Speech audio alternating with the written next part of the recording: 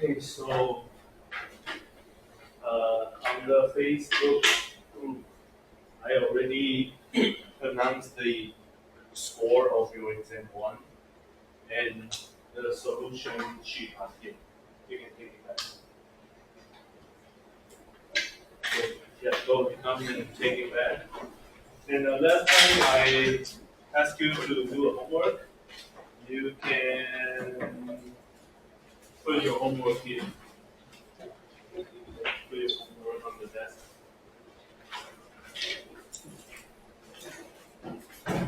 You can check your solution sheet first. If you have any questions, you can let me know.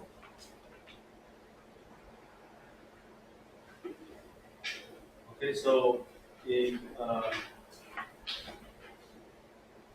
so two students got, actually three students got very good score. The average is 60 something, so it's higher than 60. But I guess most of you are graduate students. You are looking for better score. So I propose that we can, if you want, we can have a makeup exam.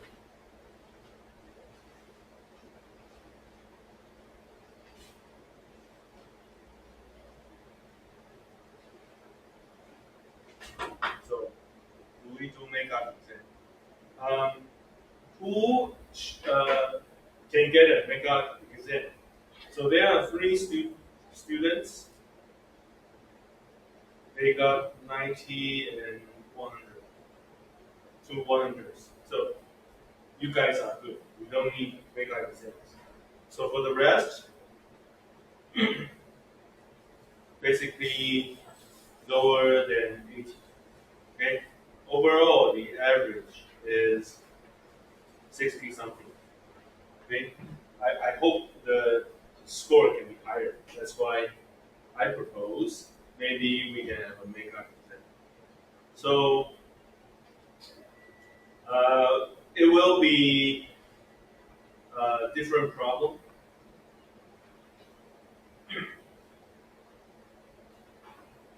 And different for everyone. So basically, I will create problem sets with different numbers. So there's no way you can cheat, right? And since everyone will be solving different problems, so we don't need to arrange the same time for the exam.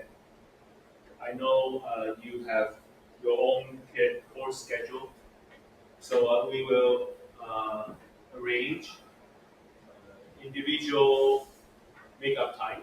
So let's say Tuesday morning you have time. Okay, you can come to our lab, sit down, and then do the solution. Just solve the problem. So every person has a different set. Um, so again, it's a 3 hour problem. Same kind of problems. Okay, just like the original exam. And so over here, you need to be able to do Newton's method, Stevie's descent, and conjugate gradient.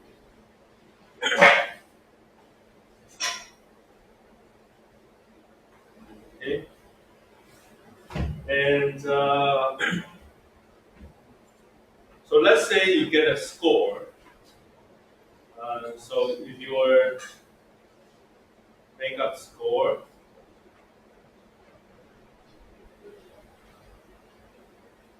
is 100, and let's say your original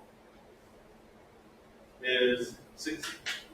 Okay, so the max I can give you is to uh, upgrade your score to 80. So your final score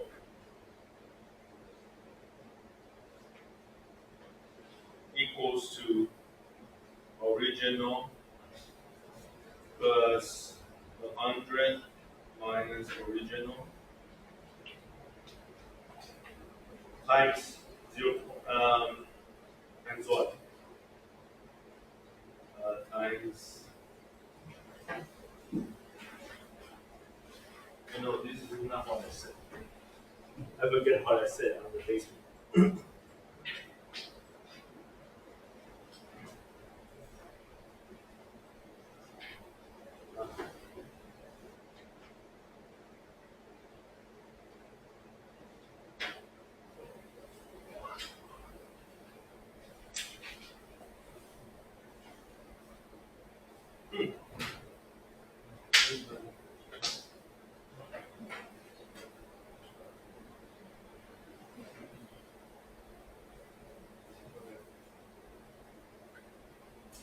So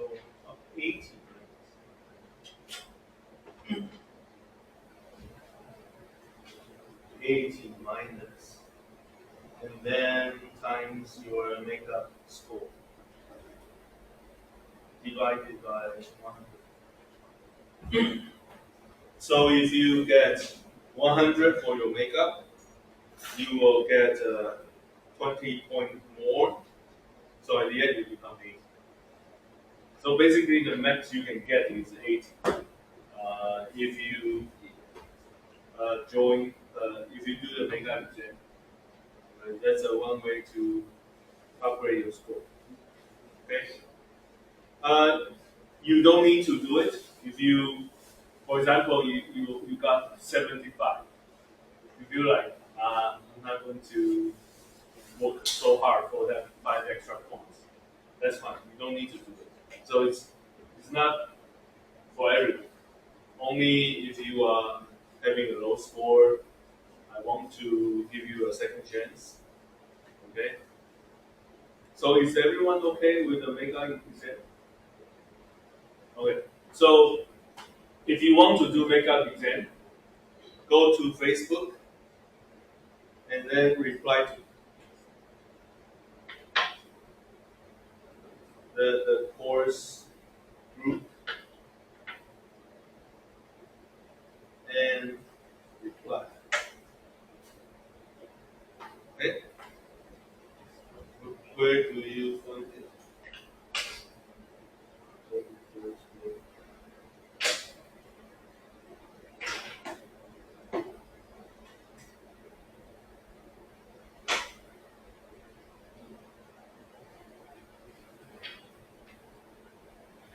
Here. So there's a message about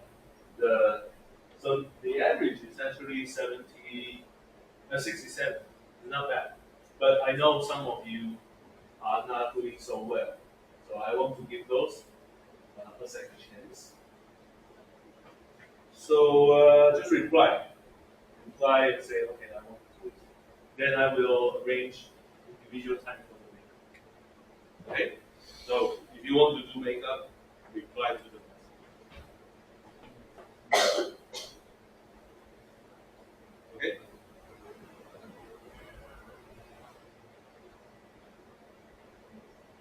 So last time we didn't do programming for the linear programming method.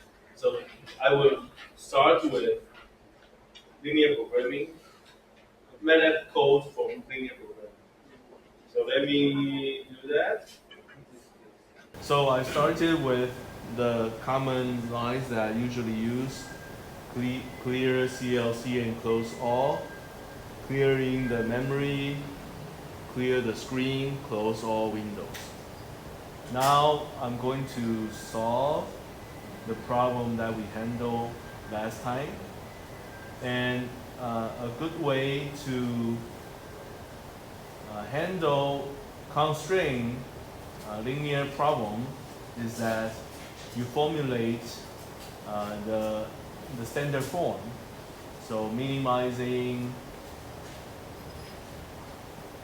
C dot X subject to A dot X equals to B. So first I'm going to define the C, A, and B. Okay?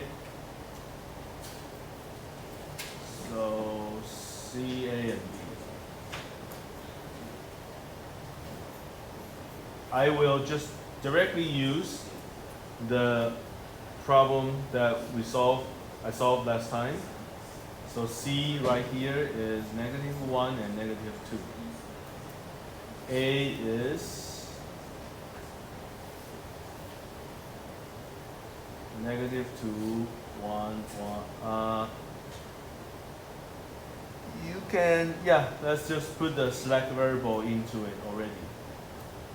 And then -1, 2, 0, 1, 1, 0, 0, 1. Okay, and the B vector is 2, 7, and 3. Okay, there. B is a vertical vector, so you need the how do you call it? The sign, 分号. Forget how to say it. Okay, then that's all the parameters you need for linear programming. Now, I think I will still have a parameter for iteration number. Let's just call it K, okay? Starting with 1, okay?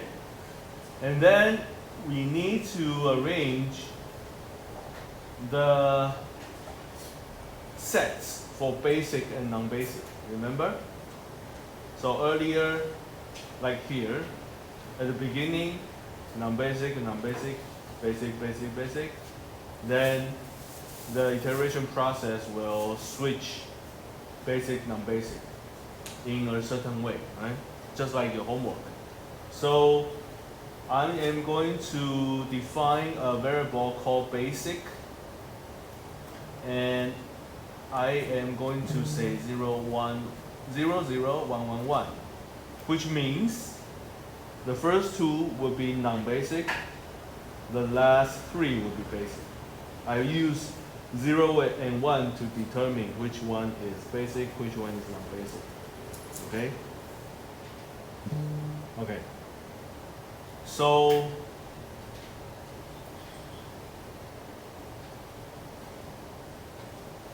let me see if that's a good way. Okay, that's fine. And for easier use, for easier coding, I need the ID number. So right now, the last 3 variables are the basic variables. In the variable basic, they are 1, 1, 1. But I need their ID. I need to know, the program needs to know. It's the 3rd, 4th, and 5th. So I'm gonna use define something called basic ID. And how do I get it? In every iteration, I will use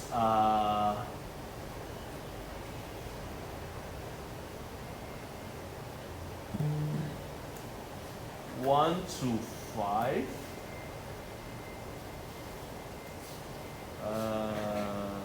Let me see 1 to 5.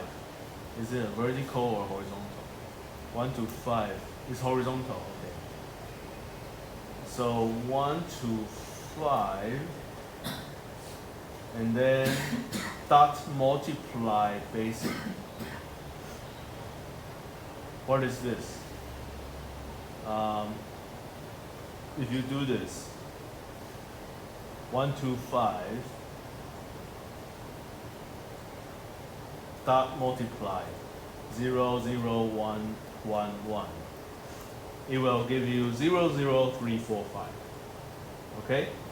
So that helps me to get the index 3, 4, and 5. All I need to do next is to get rid of 0. So I should use set difference 0, 0, 3, 4, 5.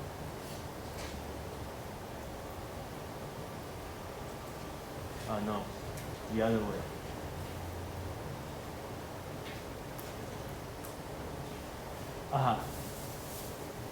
Okay.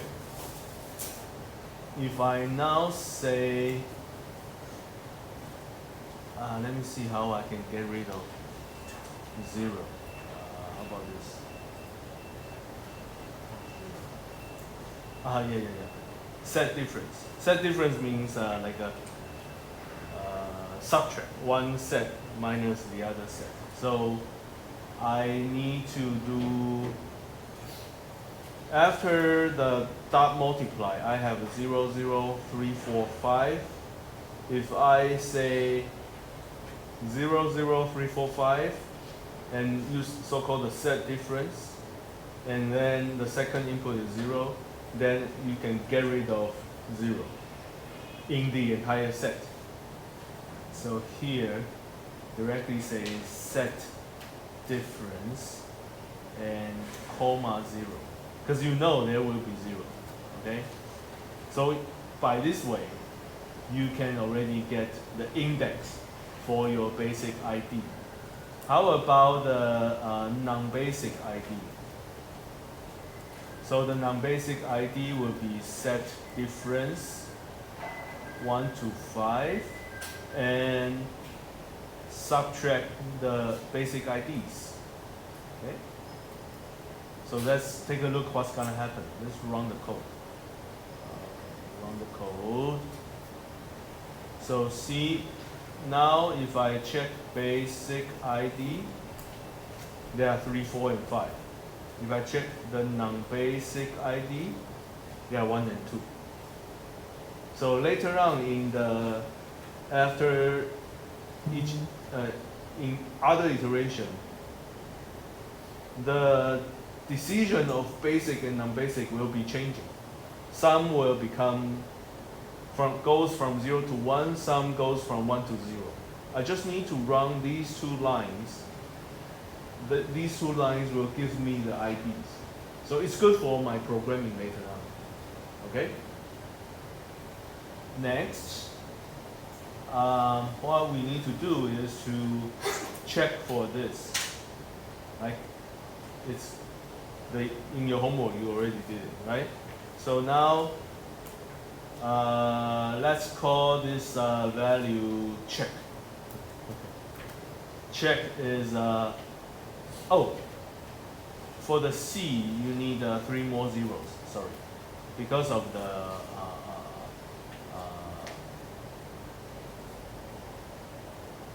select variables, right?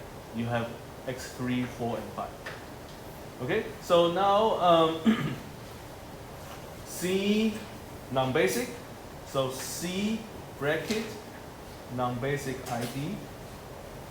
You don't need to transpose because C, I already transposed it. It's already horizontal in the coding. Okay?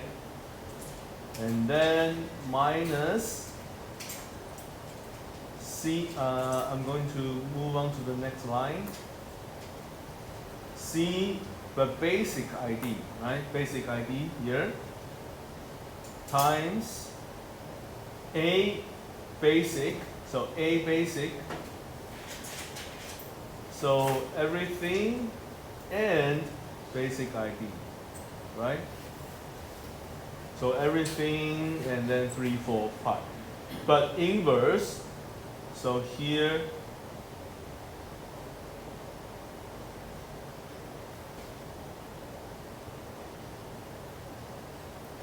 inverse, and then multiply, multiply A non-basic.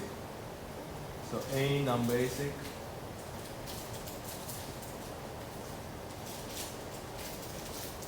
that will be my checking vector. So let's run the code and see the result. So take a look at the check. It will become -1 and -2. Just this was not the first iteration in the PPT. So if you go back to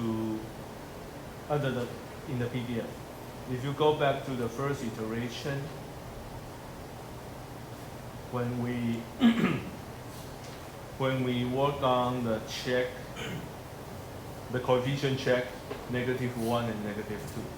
Now we need to see which ID has the most negative coefficient, right? So how do you do that? So you can have a for loop. For example, for I goes from 1 to the number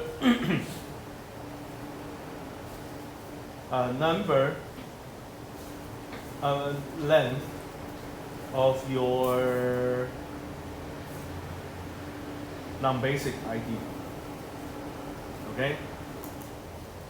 So starting from the first one, and then you will,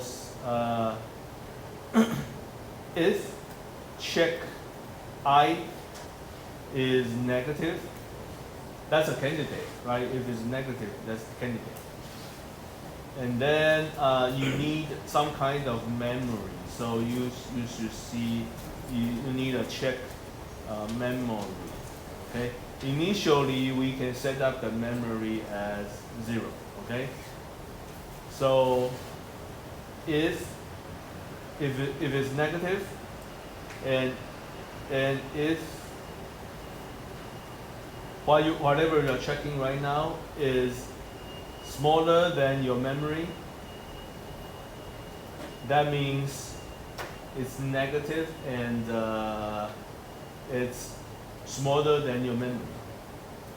So if that's the case, change the memory to your current check.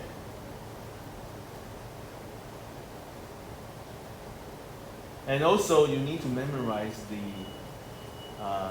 the ID that where you keep it in the memory. So you can say ID of the memory is I, right? Just a very not super smart coding, but just use a for and if loop, search one by one. So at the end, if the check memory remains 0, that means you didn't find any coefficient that is negative, then converged. So that's remind ourselves here. We can handle this later on. So if check memory remains 0, then converged. But I want to, because usually convergence comes the last.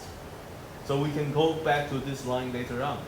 So usually during the iteration, one of the ID keeps the smallest, the most negative coefficient, right?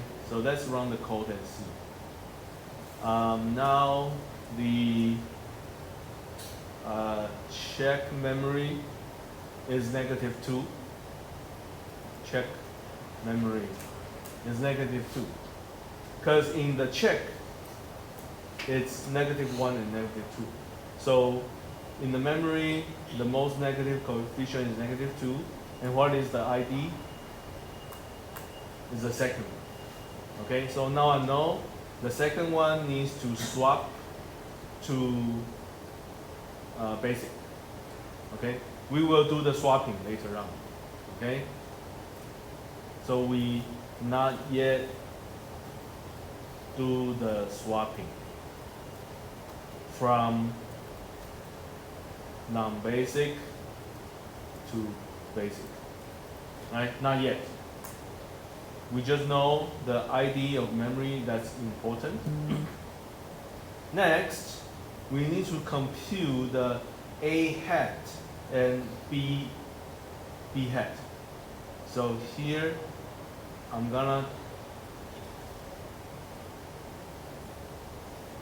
call it A hat and B hat, okay?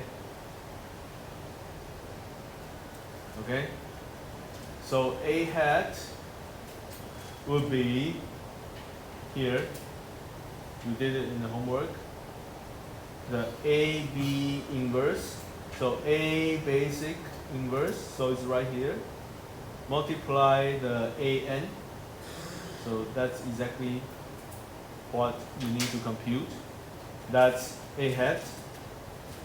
And then B hat will be AB inverse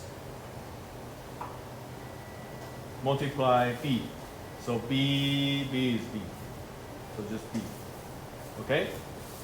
Now you need to do the ratio test. So we can do the ratio test one by one because sometimes when you divide it by 0, you end up with infinite. I think MATLAB doesn't like, let's see. Oh, okay. How about 0 over 0? Yeah, so if it's 0 over 0, it's not a number. 1 over 0 is infinity. Let me see. Is 1 over 0 positive? Yes. So infinity is considered as positive. How about not a number? Not a number in MATLAB is not considered as positive. Okay, so can we do? Yeah, I think so. We can do the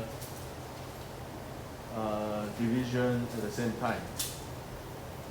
So I will need to do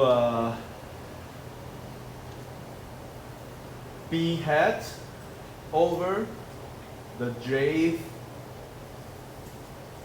column of A hat. So I'm gonna call this ratio. So B hat right now is a vertical vector, so B hat.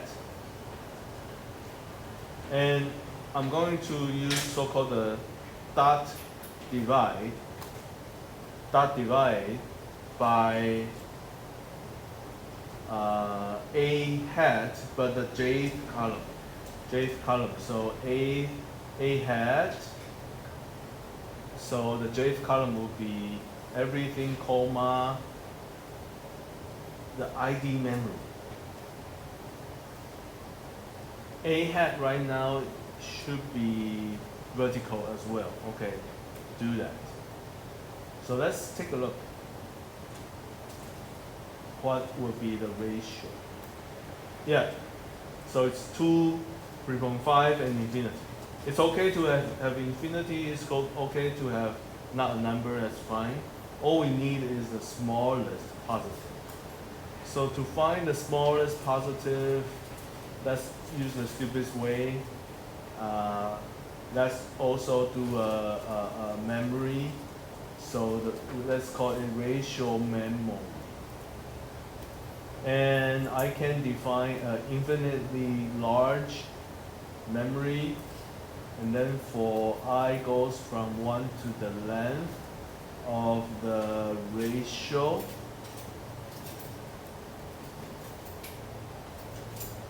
If the ratio I is positive, that is good.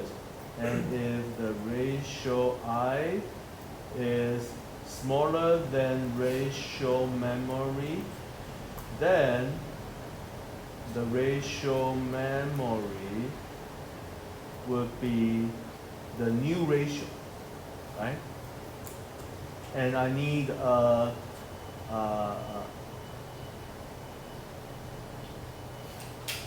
ID for the ratio memory, okay? So the ID will be I. Okay. So that's fine. Or I should call it ID of check in the memory. And then you can use Shift Enter to update all the rest, okay? Now, by doing so, let's check. ID of ratio in the memory is the first one here. Because in the ratio, 2, 3.5, and infinity. 2 is the smallest positive, right? Now we do the swapping. So how do we do the swapping? Here, basic. So the basic and the ID, I need basic ID and the ID in the memory. So ID in the ratio test memory. So basic is 00111, right? And basic ID tells me 345. And ID ratio memory tells me first. So this is going to be like 00111, and then ID basic gives me the third one, fourth one, and the fifth one inside 0111, right? So that gives me the last three component 111, and also the ratio ID ratio memory tells me the first one should be chosen. So it ends up with the third variable, basically x3 in 00111. Basically the one at the middle, the third one, will be chosen. And originally it's 1, so now becomes changed to 0. So just change that to 0. So this line basically swap the chosen basic ID from 0 to 1, from 1 to 0. You get it? Okay? So this is just for you to understand what happened. Okay? And I need to do the other swapping, which is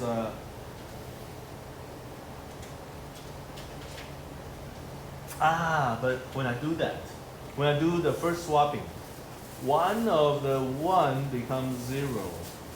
So later on, I should be fine. So basic and non-basic ID.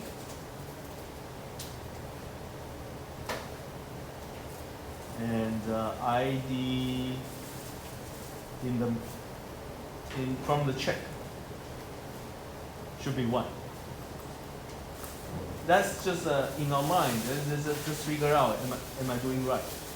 So originally it's 00111, and the non-basic ID basically tells me first and second, basically the 0 and 0, right? And ID check memory. Earlier we got 2, so basically the second of the 0 and 0. So it ends up with picking up the second variable. So basically x2.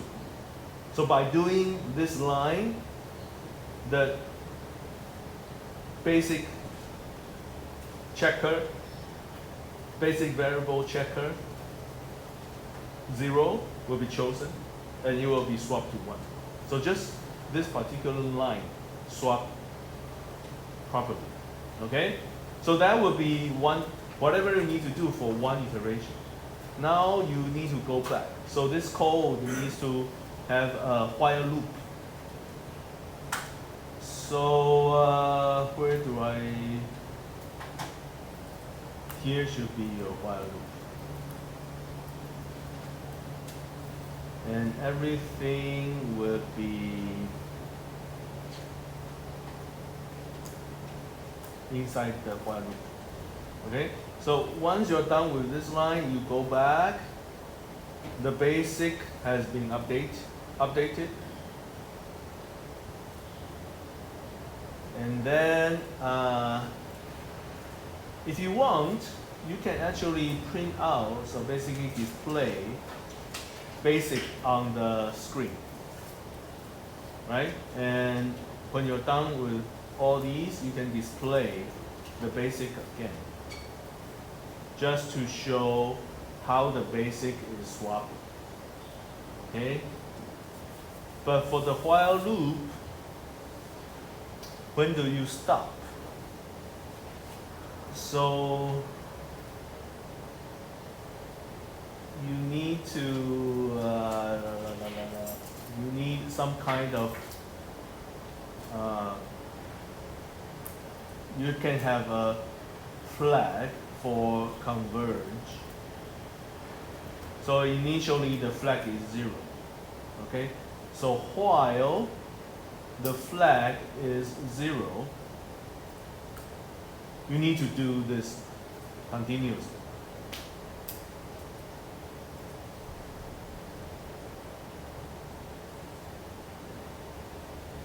Or, yeah, that's fine.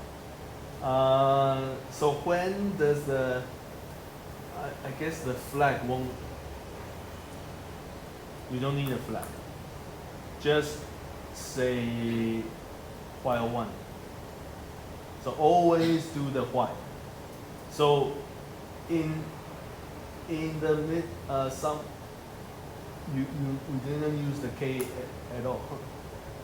During the process right here, when the check memory equals to 0, then converge, right? So here I add one line. If check memory remains 0, that means converge. So what do you do to break out the while? Just say break.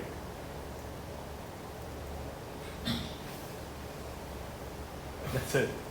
That's how you break the while loop. Okay? So if I'm doing this right, let me run the code. It should give me the iteration of the basic and non-basic. So let's go ahead and take a look. NBBB, MB, MBB, BB, NB, BBB, and N. Just like what I did last time in the note, right? But it looks weird if you only see those 0 and 1. So we need to figure out what's the solution. So during the process, we can actually compute for the all the x, right? Let's compute for all the x. So let me just say I need to compute for the x. Okay, so the way you compute for the x is to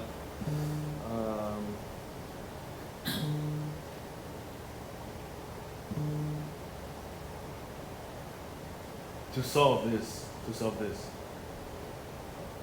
That would be the after you get the basic ID and non-basic ID. That's where you can compute for x. So here, let me add one line to compute for the x. So the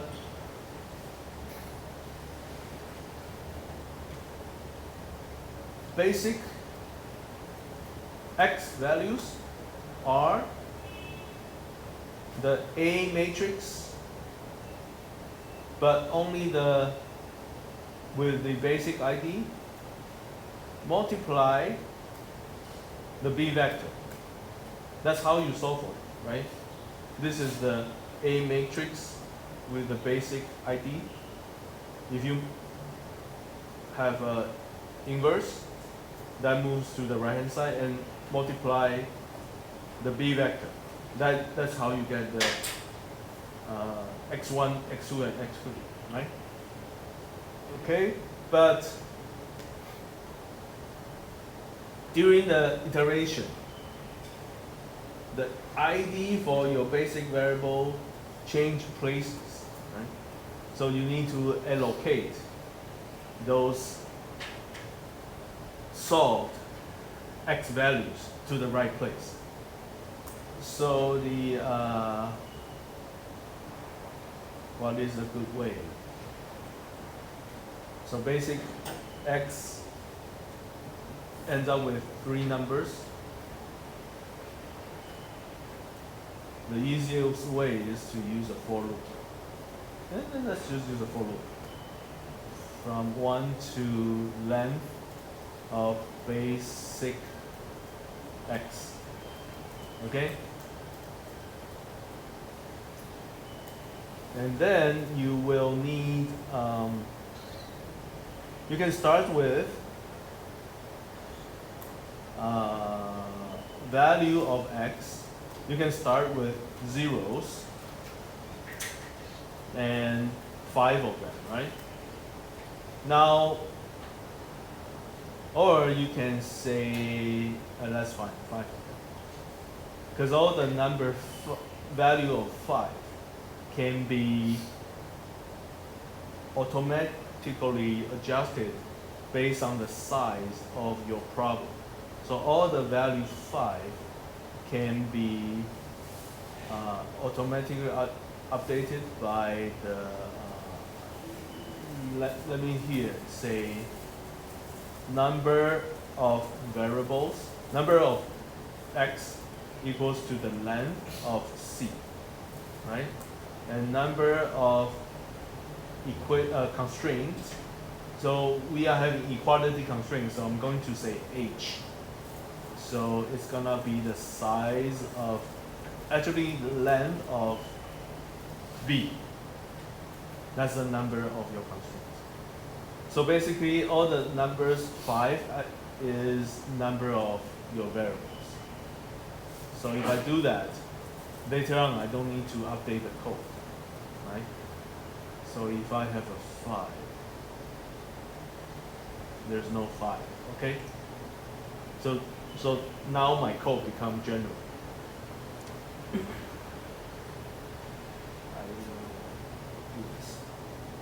Only thing we need to do is to update these C, big A, B, and the basic for future coding, for future other problems. Okay, now the values of x I set up as 5 zeros, and then using the for loop from the whenever you meet the first one, so the value of x and the basic ID and the first one equals to the value of first one. Yep, you just do it one by one. Then you will update a vector of all the x, and then we can display the result. So let's display the result. X equals to, here number to string value of x. Okay, so let's run it. Here, that's something's wrong. Something's wrong because it didn't update base.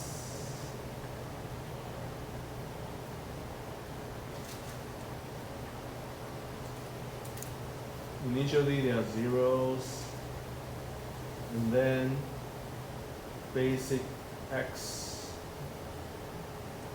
We can do a check right here. So basic x, okay, 273, and then step length of basic x, so 3, okay, step value of x, basic ID 345, the first one, so value 3 equals to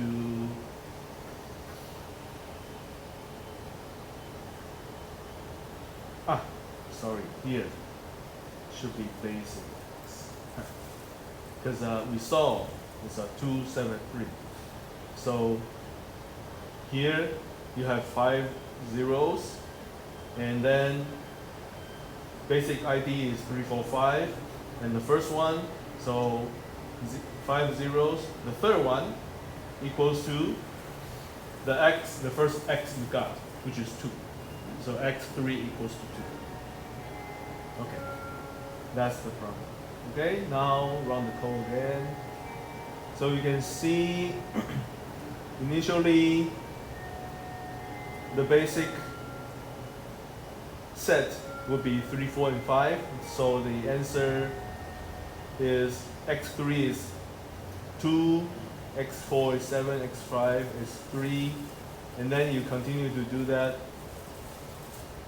Eventually, at the end, your x1 is 3, x2 is 5, x3 is 3, x4 and 5 are 0. Okay? And let's try to plot out the 2D space. See if this is what truly happened. Okay? So let's do the plotting. Let's do the plotting here. So figure 1. I would like to draw the contour first. In order to do the plotting, the easiest way is to use symbolic. x1 and x2. And I will use easy contour of some function. Let's get the function first. So objective function f equals to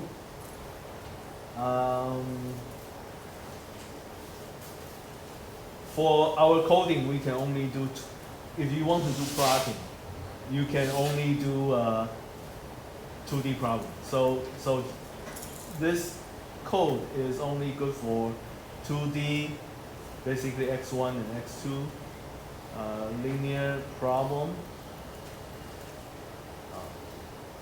with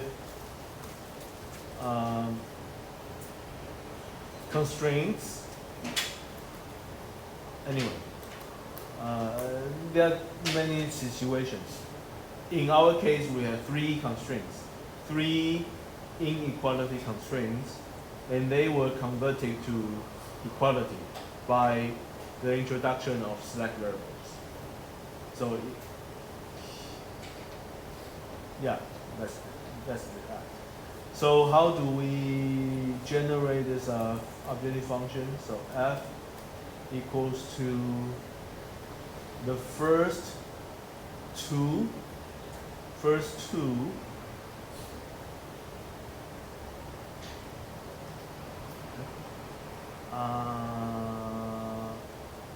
I guess in our coding, always do 2D problem.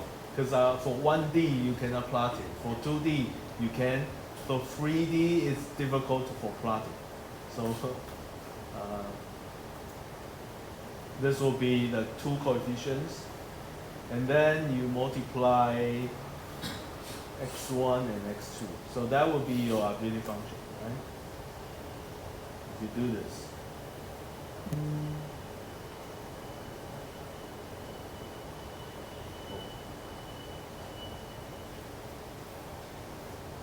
So f become minus x1 minus 2x2. Okay? Now you can use easy contour f function, and let's plot in a zone of 0 to 10 and 0 to 10. And say hold on and say x is equal. Okay. Run it.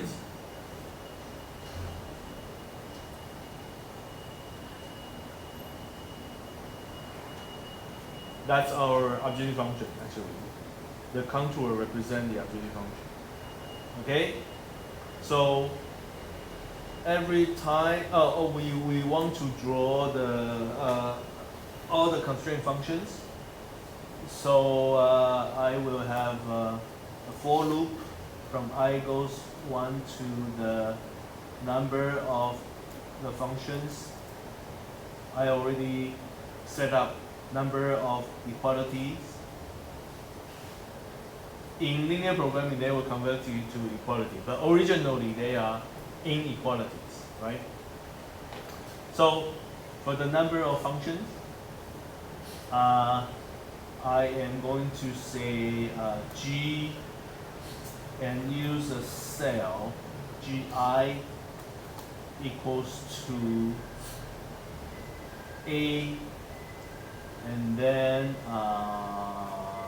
horizontal, so the ith row 1 to 2 times this minus the B. That's this small must be smaller than 0. Yeah. Okay, so that would be my G function. So I can also write a for loop and draw all the functions. Easy plot the G function inside the zone, inside the plotting region, and then I want those constraint functions to have thicker lines, so I can set up a handle and say set handle line width and say 2. Also black color. So just thick black color.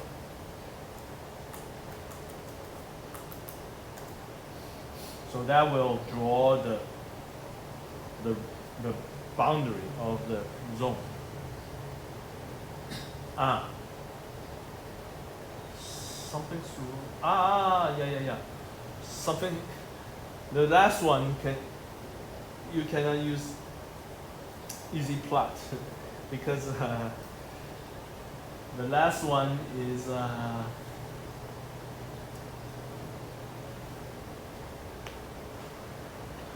to prevent this kind of issue. Is there any way to prevent this?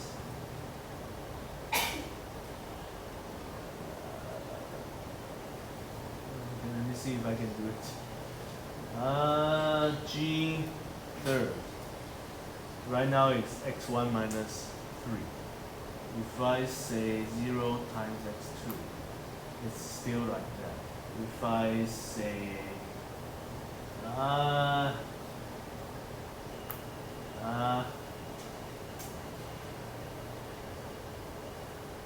because for vertical or horizontal boundaries, you cannot use easy plot because one of the variable is 0, but you use a 2D plotting code, so it's troublesome.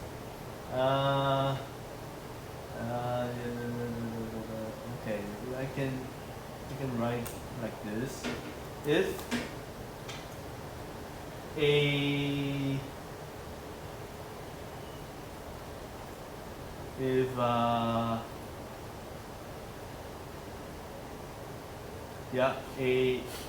if A1 equals to 0, that means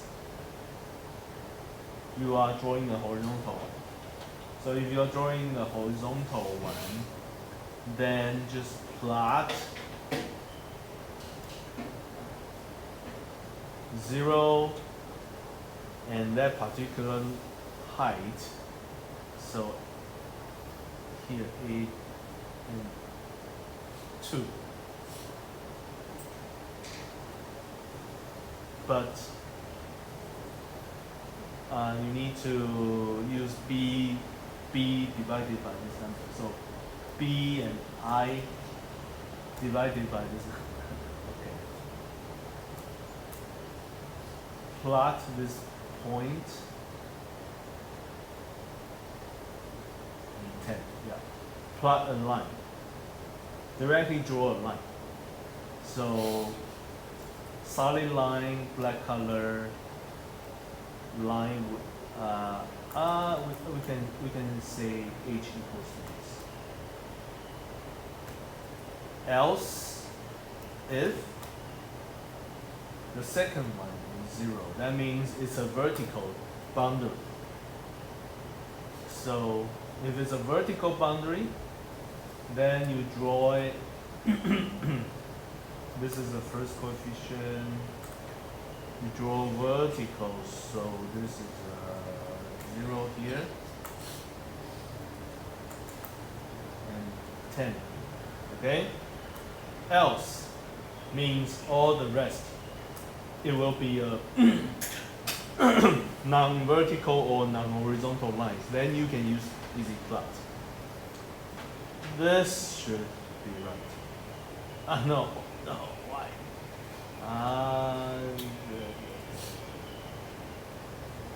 Zero. Sorry, wrong. 0 and 10 should be like this. And 0 and 10 should be like this. Okay, so you can see it forms a boundary just like what I did in the class. Okay, now along the iteration, whenever we find the new design variable, we will also plot out the coordinate of x1 and x2. And initially,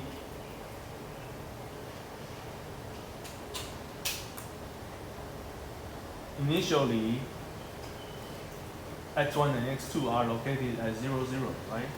So I'm gonna use a small dot, blue color, and marker size.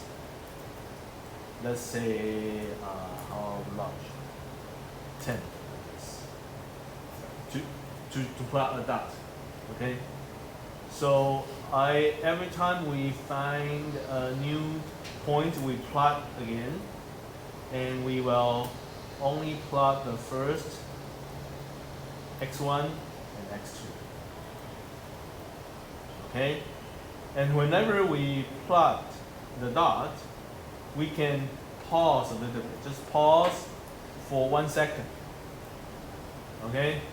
Or half of the second. So you can see how it gradually move on to a new point. So let's just pause a little bit. Run the code. Too small. You cannot see it. So marker size, we make it 30 and change to red color because it's not clear.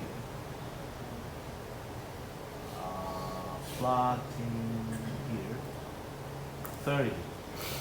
Marker size red. Okay, do it again.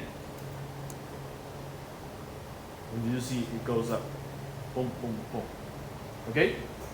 Now, if I change the slope of the objective function, like I said last time, if the objective function is going this way, then moving right is more effective because going here, because of the contour looks like this, that means if I go this way, the function value drops more.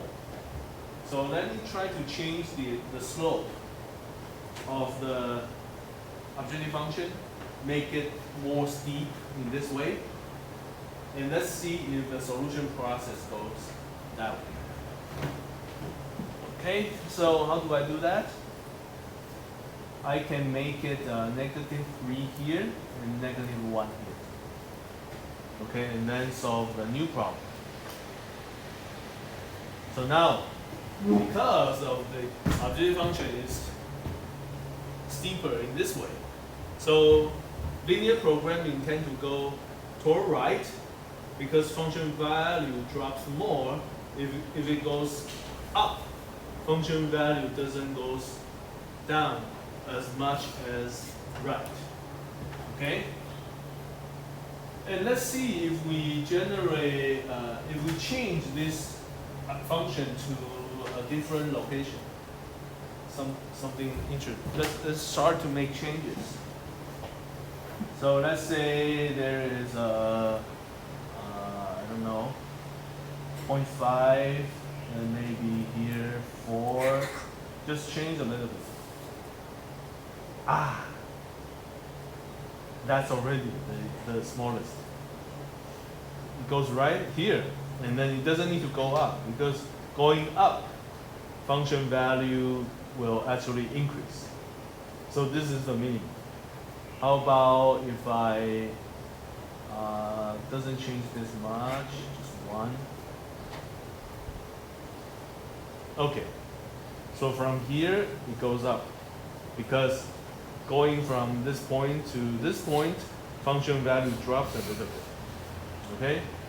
Let's try, go back to this again. And let's try one more constraint. If I add one more constraint, I want it to, let me see, how do I want it to look like? I want it to, x2 equals to x2 smaller than 4.5. So one more constraint means x2, so 0 and 1, 0, 0, 0, 1. So I need one more row, one more column for the slack variable, right? Let me make them align properly. And I want x2 smaller than 4.5. Okay? What's gonna happen?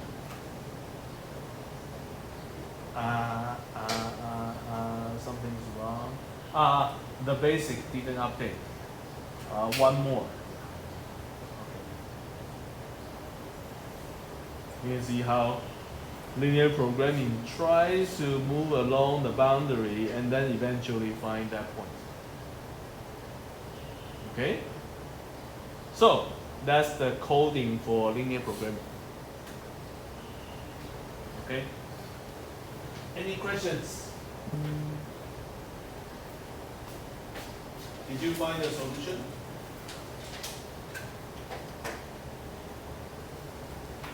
Okay. So, in the exam, there will be a new problem. So you need to solve by hand, okay, in the exam.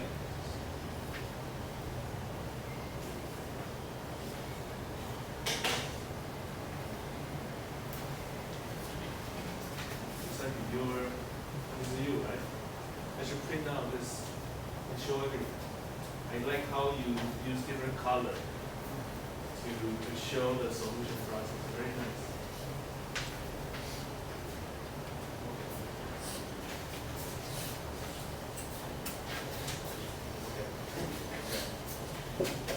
Anyone not getting this back? The exam? So please practice at home, because later on in the exam it will be a 2D problem. Okay. 2 design variables, but multiple constraint functions. Like this has multiple constraints. Here, it represents different regions. So, the union of all the constraints form this closed area. The solution is inside this closed area. Linear programming starts from 0, 0, and eventually finds the one with the smallest function value. So in the exam problems, the original problem, remember I will not give you the general form. I will give you the original problem only. I will give a problem like this, okay? They are originally inequality. You need to know how to transfer them to equalities. Okay?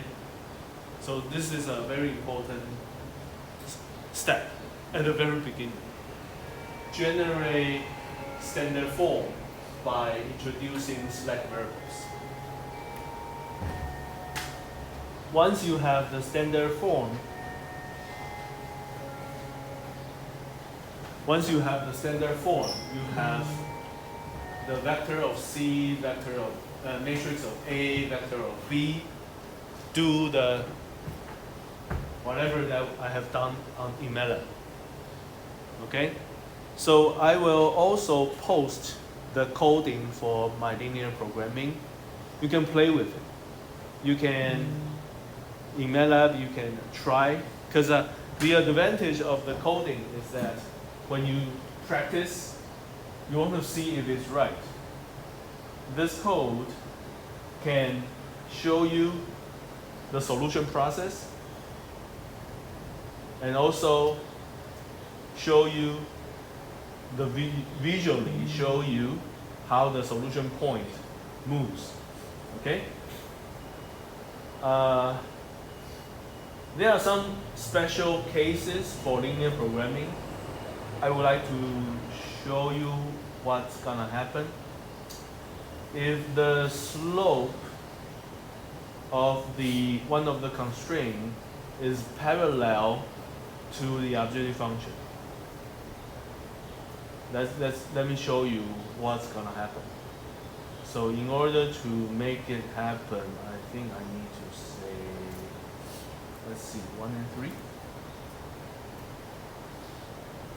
Yeah. 1 and 3, and with a larger number, maybe 10.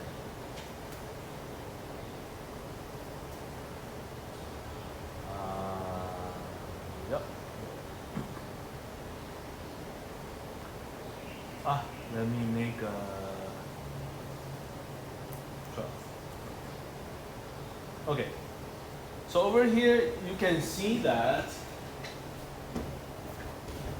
this particular constraint is actually parallel to the objective function, the contour of the objective function. So on this particular edge, actually the function value is the same. So in fact, all the points within this interval are optimal solutions. There are infinite number of solutions right here. Can linear programming handle this kind of problem? Yes, it will stop maybe on the left or on the right. So basically it will stop somewhere at the edge, one of the edge of this interval. And it won't be able to find newer solutions, so it will stop somewhere. But if you go right, it may end up with at the left edge. If you go left, then it ends up with the right edge. So it doesn't. The linear programming code or the method doesn't know the slope of that constraint actually is parallel to the objective function. So, but of course you can do some kind of checking. You can write additional code or have additional treatment of your solution process and figure out, oh, they're parallel. So the solution actually will be every point within this range. Okay, but linear programming at the end only deliver one point on the particular region. Okay, that's the special case for linear programming. Okay, can we do I try to do the, oh, I better change this back. Otherwise, when you try this, you see something weird.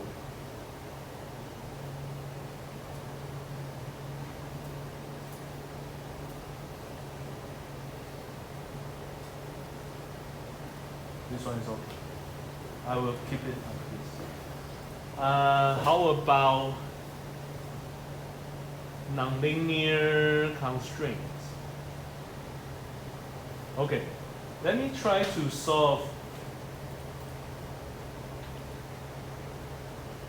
Let me try to show you how it's gonna happen if your constraint is nonlinear, and we can use Taylor expansion to approximate the constraint. So let me have.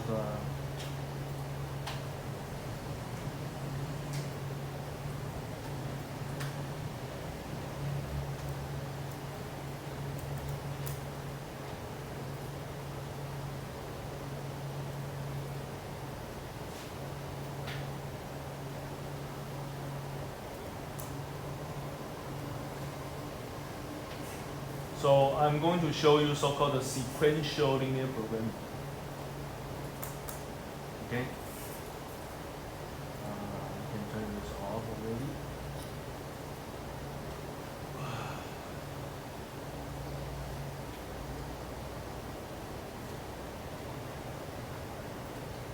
Okay. So let's run the code again. I want to generate a problem that, so you can see this sequential change. So maybe I will get rid of, I will specifically define a new constraint, but it's like a shape of like a circle. So it's a so here a special a nonlinear with a nonlinear constraint. Okay. So let me define that nonlinear constraint as nonlinear G. Okay. So I would like to use symbolic. So let me get like a circle. So x1 squared plus x2 squared must be smaller than the radius, right? So the radius, if I set up as 5, so that would be a circle.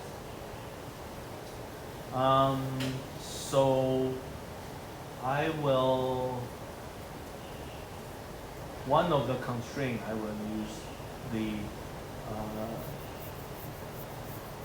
Taylor expansion. How do I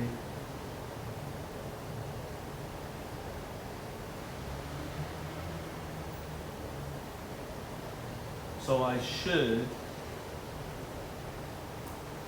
can draw the circle first. So I don't need to do the one, and then I will draw the circle. So easy contour inside this zone, but draw the nonlinear constraint. Okay, and I will call it give it a handle, and then set the handle as color. I think blue is fine. Line width 1.5, but the line style I will use the like a dash, and then hold on, x is equal so I don't need to do hold down x is equal anymore here. Okay, just take a look how it looks here.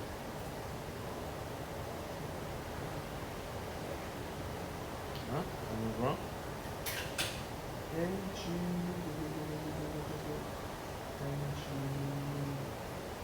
Not contour, easy plus, sorry. Okay, so that would be my circle. So that would be my original nonlinear constraint, part of the circle. But every time I will have a Taylor expansion. So initially, so I'm going to do Taylor expansion.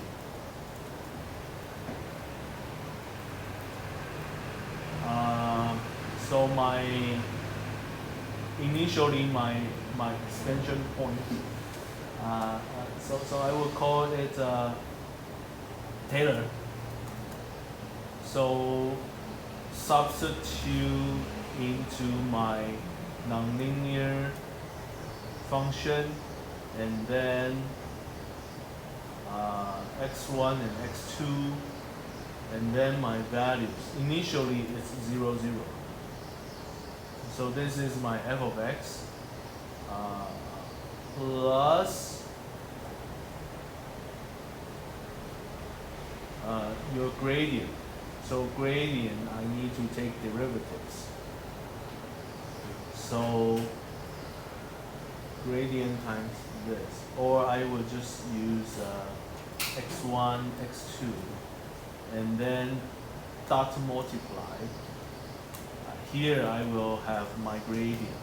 So gradient substitute here, but here I should have my gradient. So diff divided differential with respect to x1. That's my x, partial f partial x, and then partial f partial x2.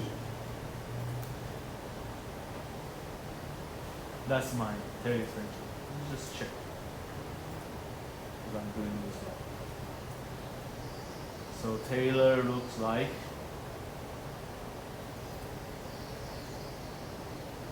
no, wrong. x1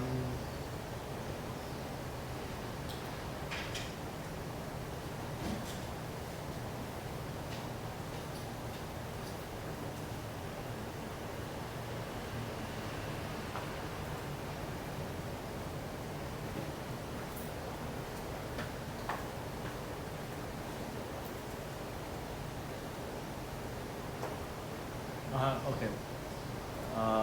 Let's see what happened. Okay, how about this? Gradient.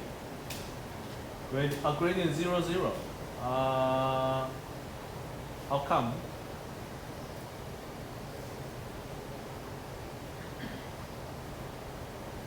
How about this? Yeah. This is a special case. At 0, 0, the gradient is 0. So this is not a good problem to solve. I should move the center point a little bit. So let's say 0.1. Because if it's 0, you cannot handle it. Okay.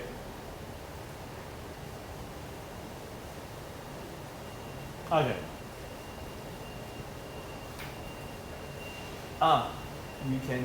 You have to use multiply. So horizontal, so this transpose.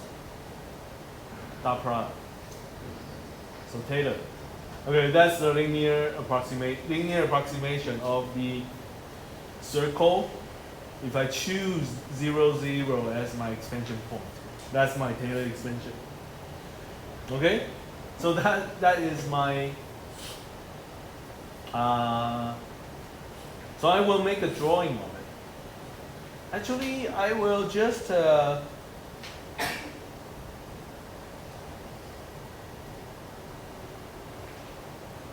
don't really need it actually, because I can update the coefficients based on some of the calculation. So I want to update the last constraint that I just created. So the coefficient would be,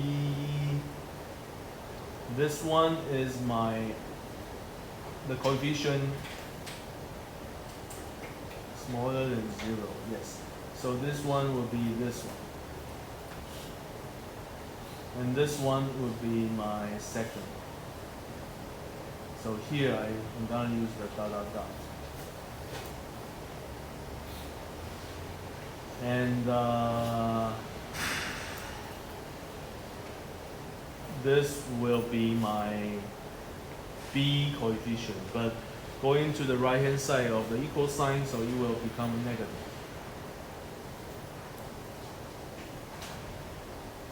Okay, so actually I don't need to truly compute for the Taylor. And let's take a look at how it looked like. Stop right here.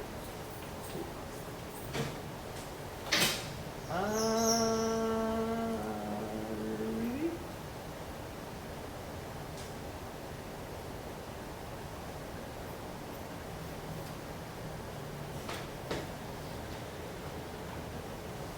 It must have drawn.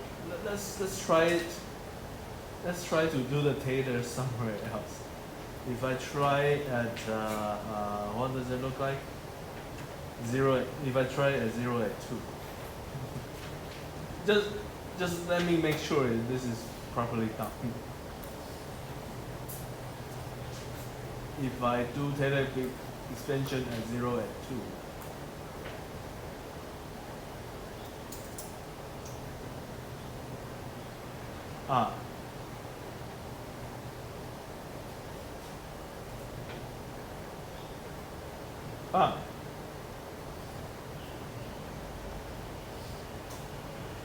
More terms.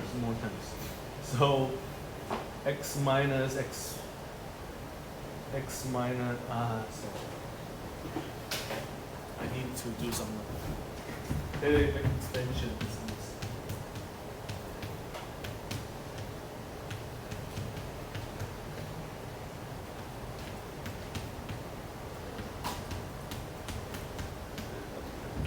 If I don't do this, it's hard.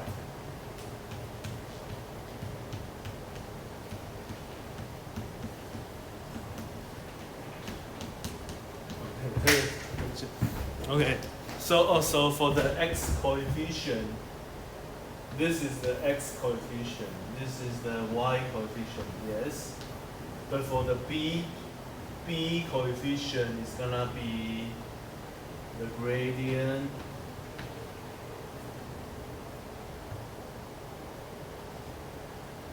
so 1 and 2. So dot product with x0, dot product with x0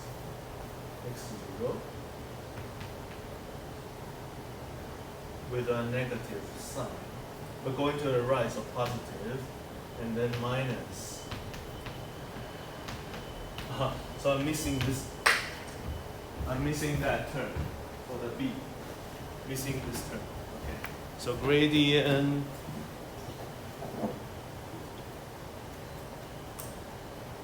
Gradient is here. Gradient is here.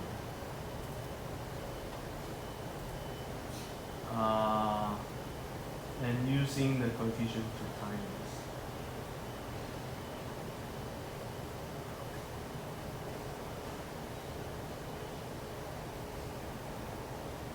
Maybe I use 3 lines, easy to read.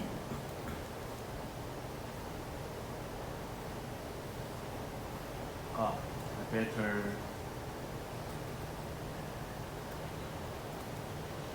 do this.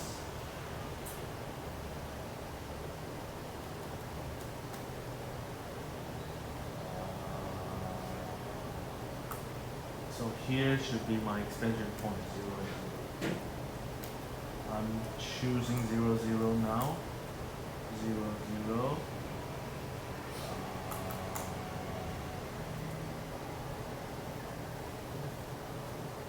gradient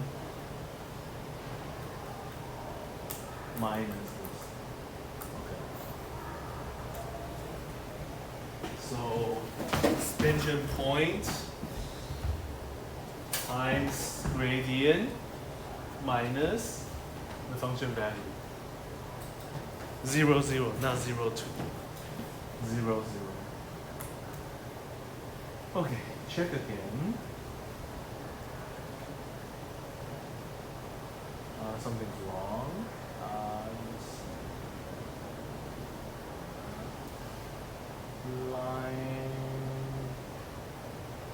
Line 20.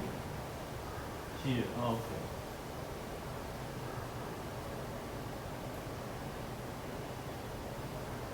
What if I just stop here? Compute for this.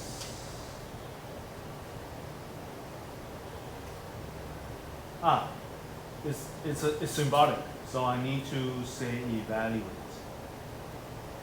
Otherwise, this whole chunk is a symbolic. Okay. Yeah. Do it again. Okay, but not right. Let me change to that function has a very small gradient at near 0, so it's not a good function to handle. So if I move the center somewhere here, that means I need to say plus, let's say plus 10 and plus 10. So the center is like way at the way big in the third quadrant, and the radius is around 14 plus 3 plus 4, 17. So it should be like a 17 square. How about this? Yep. That's about right. Make it a little bit larger. Let's say 20 square. 19. And if I make it more like a ellipse, if I say 1.5 times,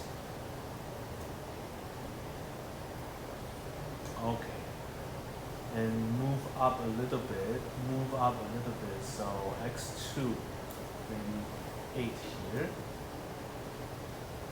Okay, so I have a nonlinear constraint. Originally, it's like an elliptical ellipse, a part of the ellipse. And I'm choosing 0, 0 as my expansion point. When I do Taylor expansion of that curve, it ends up with this straight line. I should use a different color for that straight line because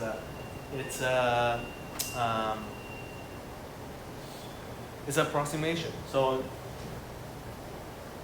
let me, instead of just making it black, I will draw the last one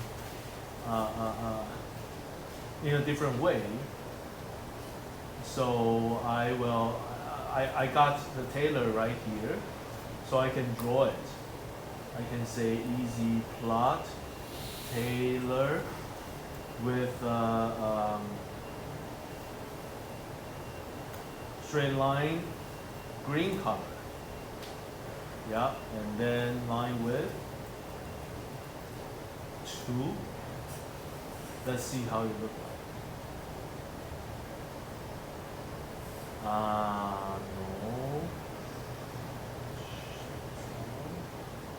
No. Not easy plot. Easy. Yes, easy plot. I need to. No. Not this way. In the zone. Easy plot in the zone. Set up a handle for it. And then set the handle like this. But This time I'm using green. Line width 2.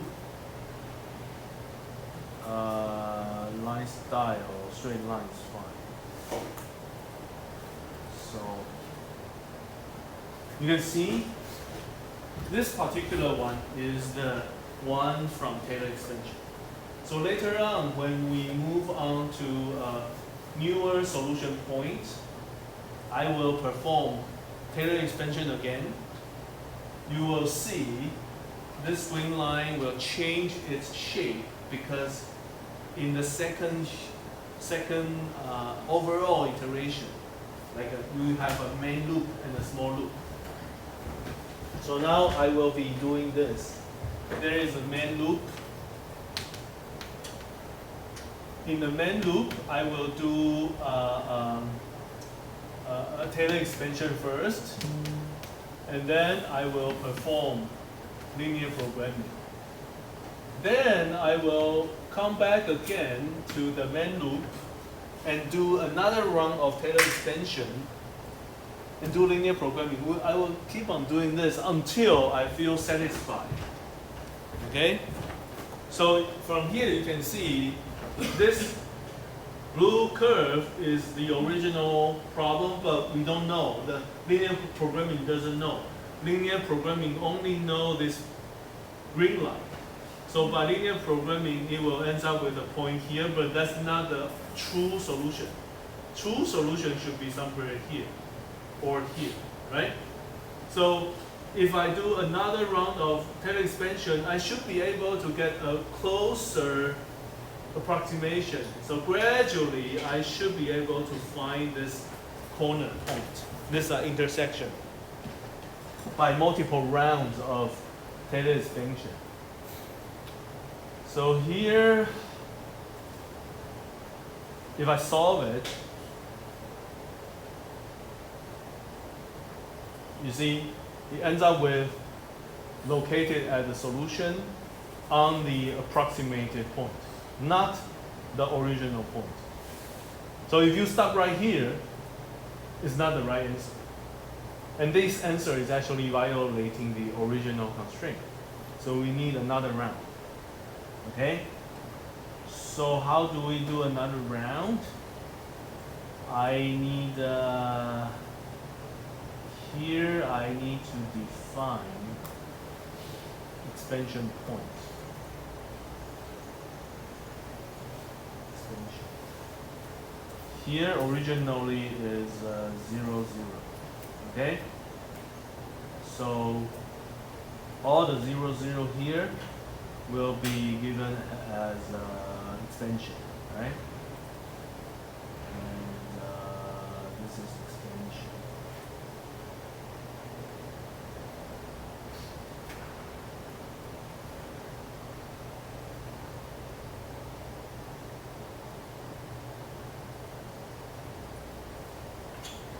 That's it. That's it.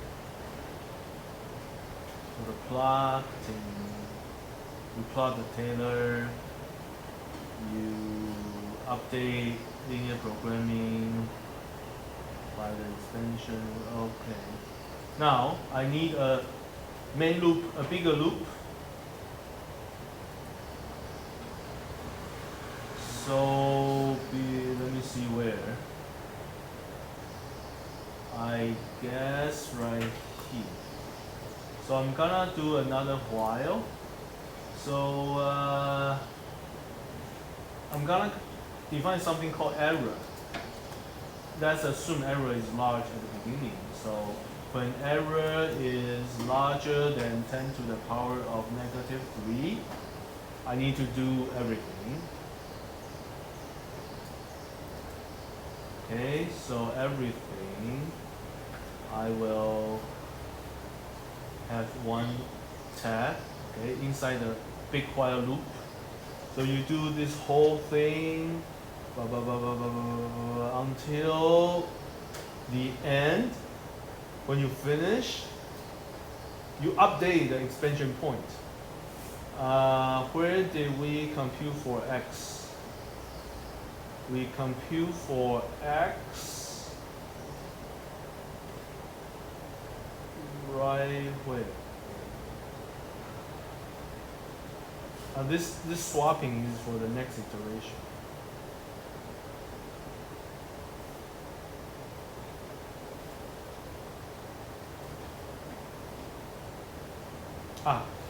So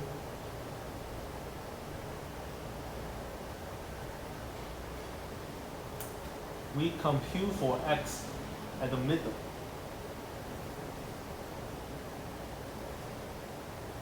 We compute for x at the middle.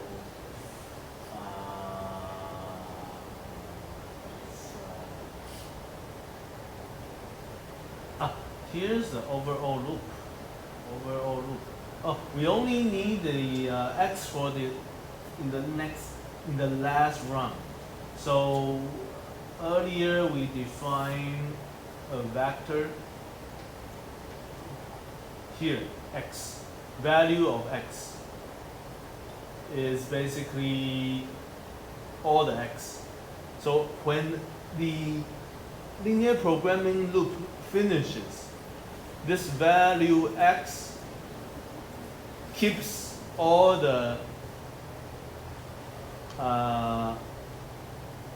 is it? Yeah, the value x keeps the optimum. So the first two components of value x is the optimum. So here, value x, first two, that's the optimum. So I will use it to update as my expansion. Okay? So that will, and also I need to check the error.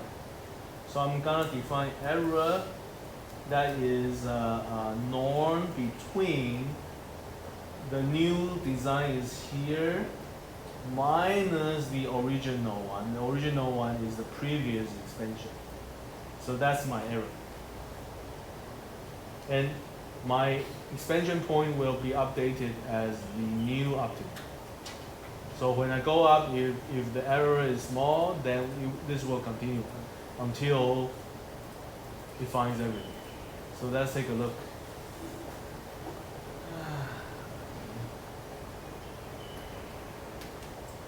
I'll continue. Continue. Okay. No. Stop.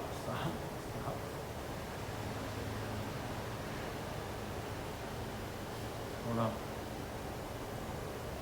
Oh. It already worked, but I didn't. Really? It worked? Hold on. I didn't update. It took 4 iterations. So when it moves up, I need to update I need to draw the Taylor expansion again, I think. But I did. Let me pause here. Just to make sure. Okay. Let's run the code again. Okay, this is first iteration. Okay.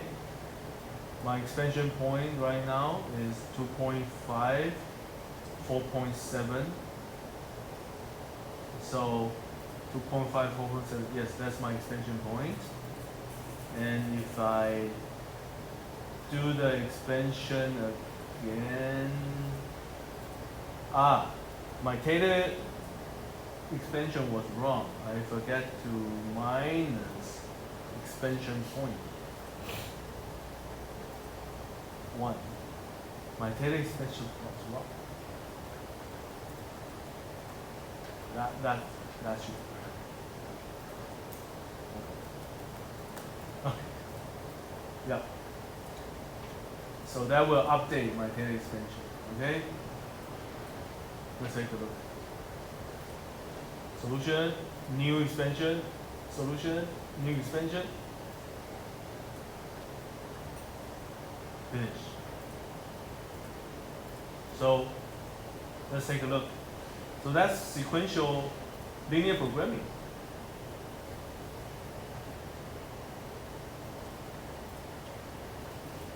This was the linear approximation from the first expansion point. We found a solution here. From there, it found another Taylor expansion which is closer to the curve. And then another round of linear programming found this point. And then using this as an expansion point, it gets even closer approximation to the green line. Eventually stop right there. So if you get super close to the optimal, if you get super close, let's get super close.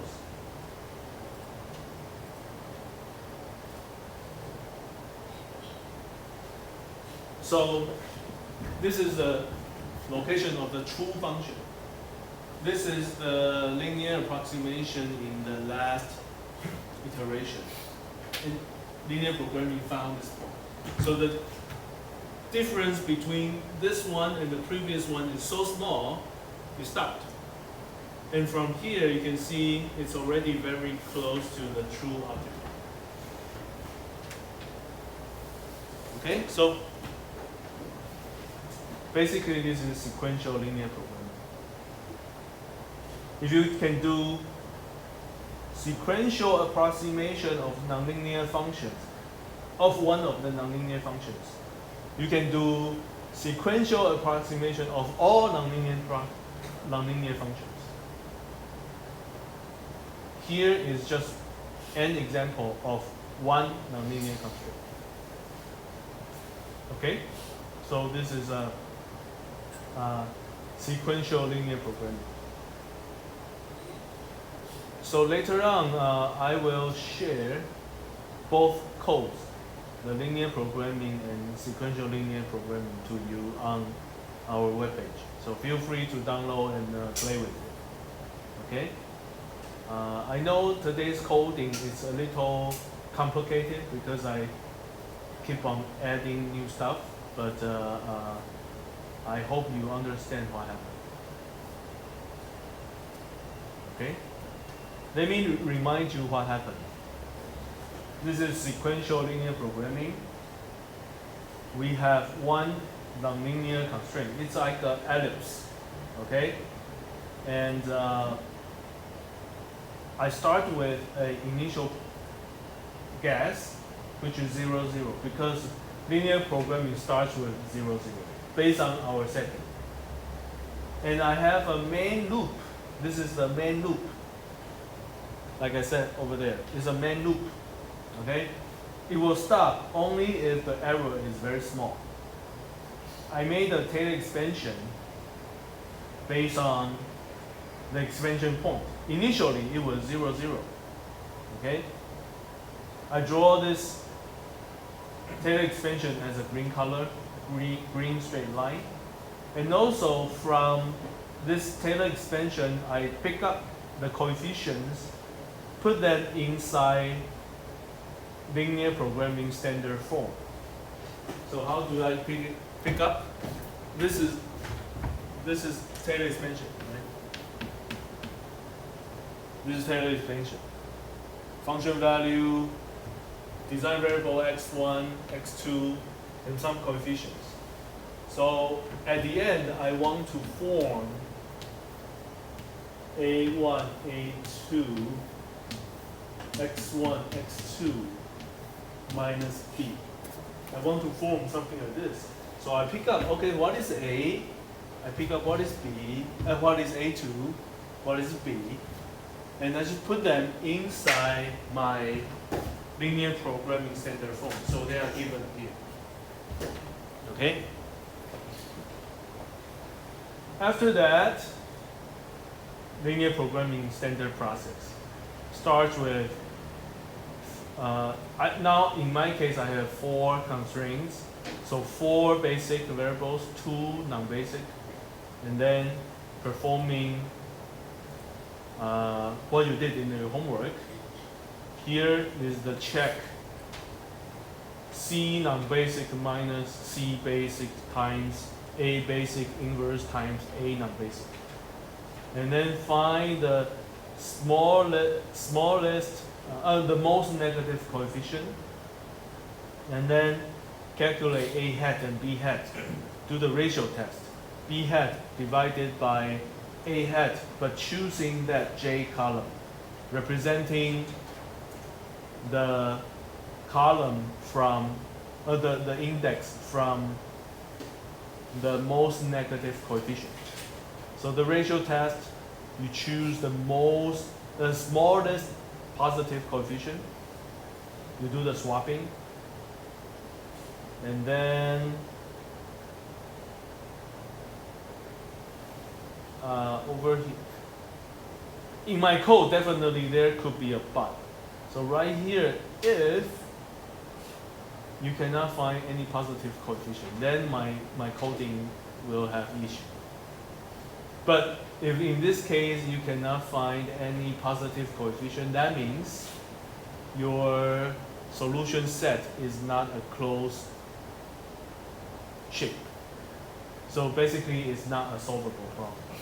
Anyway, so when the linear programming iterates and then finish, at the end you update the error by calculating the optimal of your linear programming minus your previous expansion point. And then update your expansion point as the current optimal. You use that optimal as a new expansion point and start over until error is small enough. So that's a sequential linear programming. Okay? Any questions? Okay, so this is my first part of today's lecture. I will switch back to iPad. Actually, we should cover something called KKT condition. Okay, for KKT, I need to bring up my notes. So, why is it called KKT? Basically, it's a 3-person meeting. Okay? So, who are they? Harush, Kun, Tucker. So they jointly define this condition. So what is this for? KKT condition.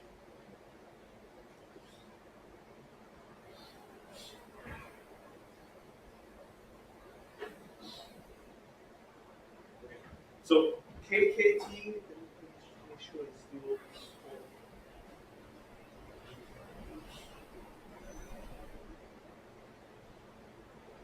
Okay.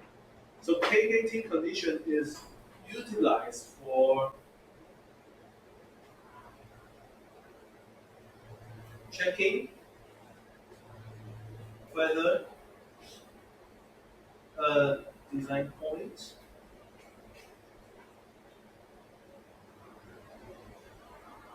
is optimal for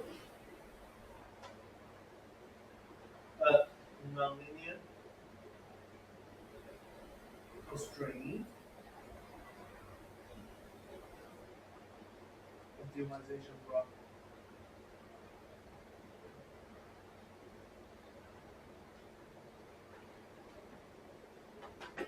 So if you can find a design point that satisfies the KKT conditions, multiple conditions, so put an S right here. If you can find that point and it is satisfying these KKT conditions, or that means under certain criteria, that point is up. Okay. So now let's take a look at see if I can finish today. Let me show you the final form of KKT conditions. What are the all the equations? Okay. So if I'm not finished today, then at least I tell you what those are, and later on in the next lecture I can continue. So what are those conditions? There are three. So you need to have a general problem. So in general, you are having a problem that is given as minimizing f of x subject to um, number of equality constraints where I goes from 1 to n, and a bunch of inequality constraints where the index goes from I plus 1 to actually n plus 1 to n plus n. So basically, n of it. Hold on. Is it the form that I want to use?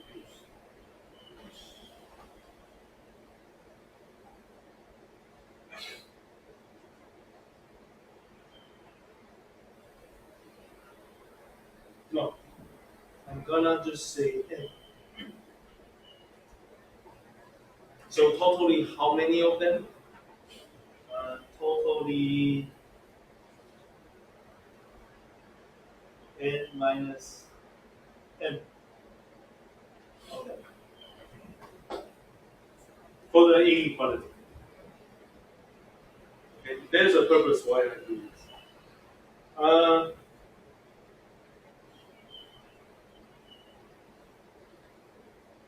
yeah. Okay. So in general, you can define a problem like this. How about the variable bounds? For example, one smaller than x, one smaller than 10. If you have something like this, then this is one of the g function. This is another g function. So they are included inside all the inequality constraints. So in general, you can describe your nonlinear constraint optimization problem as this. And what are the KKT conditions? So this is just to specifically uh, mention if you have variable bounds. They are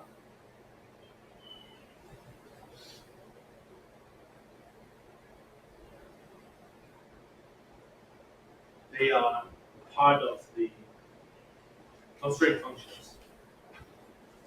Okay, so what would be the KKT conditions?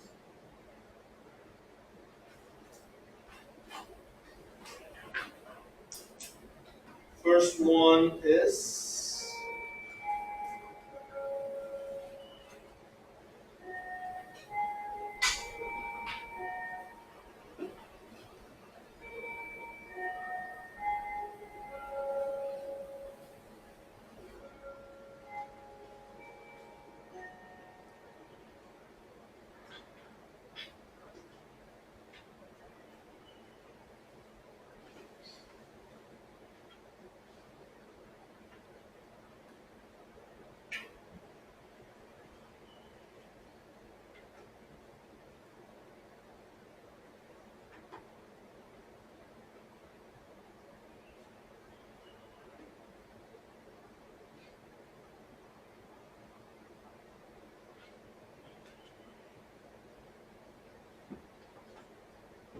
Okay. The other one is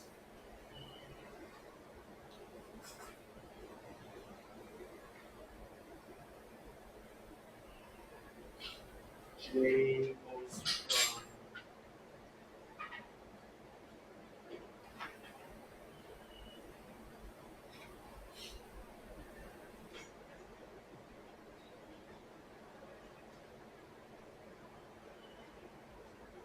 actually you can say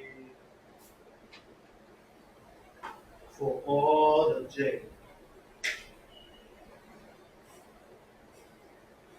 for all the J. That's easy. If you forget what does this mean, this means for all. It's a math symbol for all. Okay? Okay, so inside this, you see two newly introduced Greek symbol, lambda and mu. They are called the Lagrangian multipliers.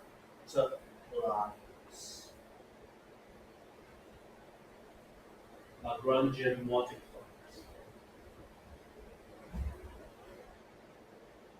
In optimization, Lagrangian is a very important form, especially for constraint optimization.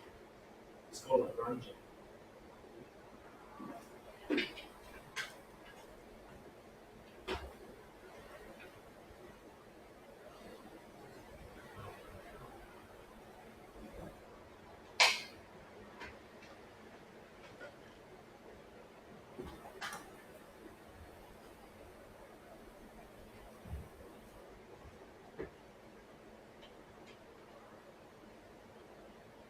Let's try to.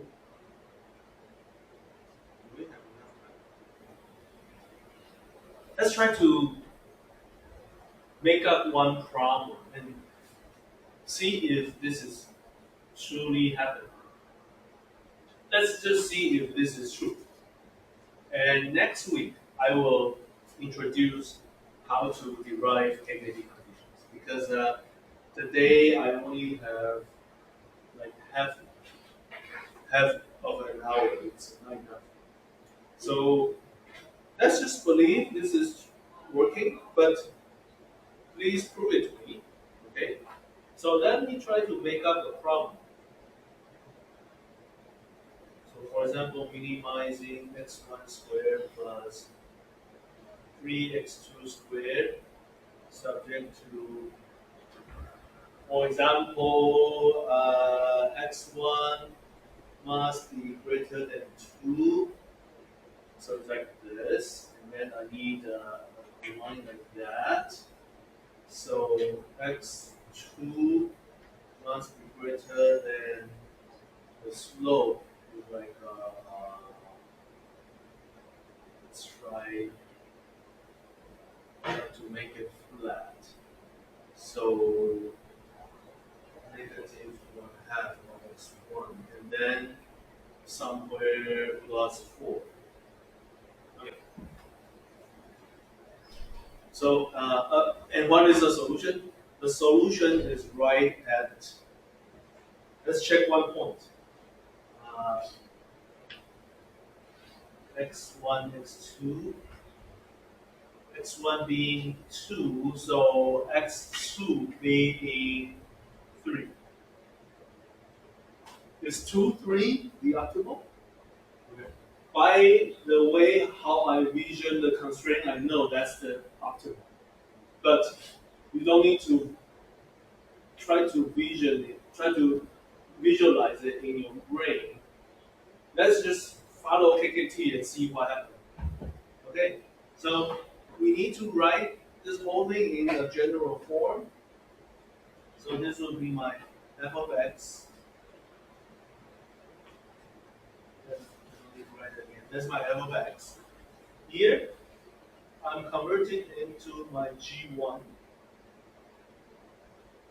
and it's gonna be 2 minus x1.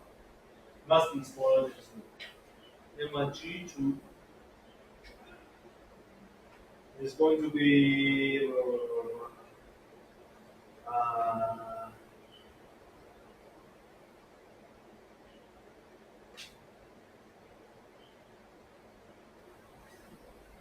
right? Okay, no h. Okay, so I start to formulate. Actually, I can. Yeah, let's start to formulate. What is my gradient of f? That would be 2x1, 6x2. What is my gradient of g? Negative 1.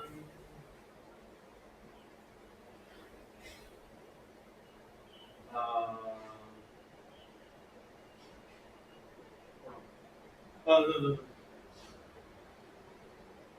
Gradient of g1 is negative 1. So gradient of g2 is negative 1 half. Right? That would be my gradients. So follow the first line. It tells me, you can see the first line, actually there are multiple lines. I'm writing them down in a vector form.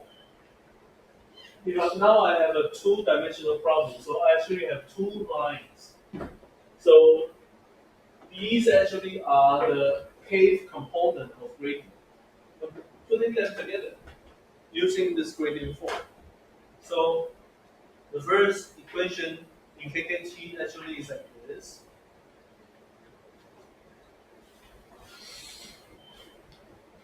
Plus mu1 gradient of g1 plus mu2 gradient of g2. Okay, and when I plug in my current design, I want this to be 0. So I'm gonna plug in my current design. So 2 times 2 is 4, 6 times 3 is 18. Plus, I can actually now write this, right? I want this equals to 0.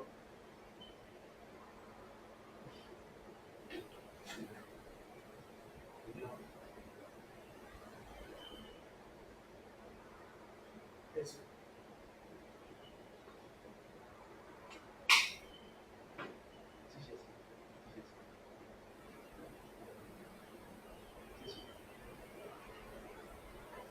Okay, sorry about that. Conference. Okay, that would be my substitution to the first equation of KKT condition. But that's not all. I have two more. So the other two, mu g equals to 0. So mu1 and g1, 2 minus x1. This equals to 0. So mu1 and then plug in 2 minus 2. This equals to 0. Oh yes, valid. I satisfy one of the equations. The other one, mu2, and then plug in.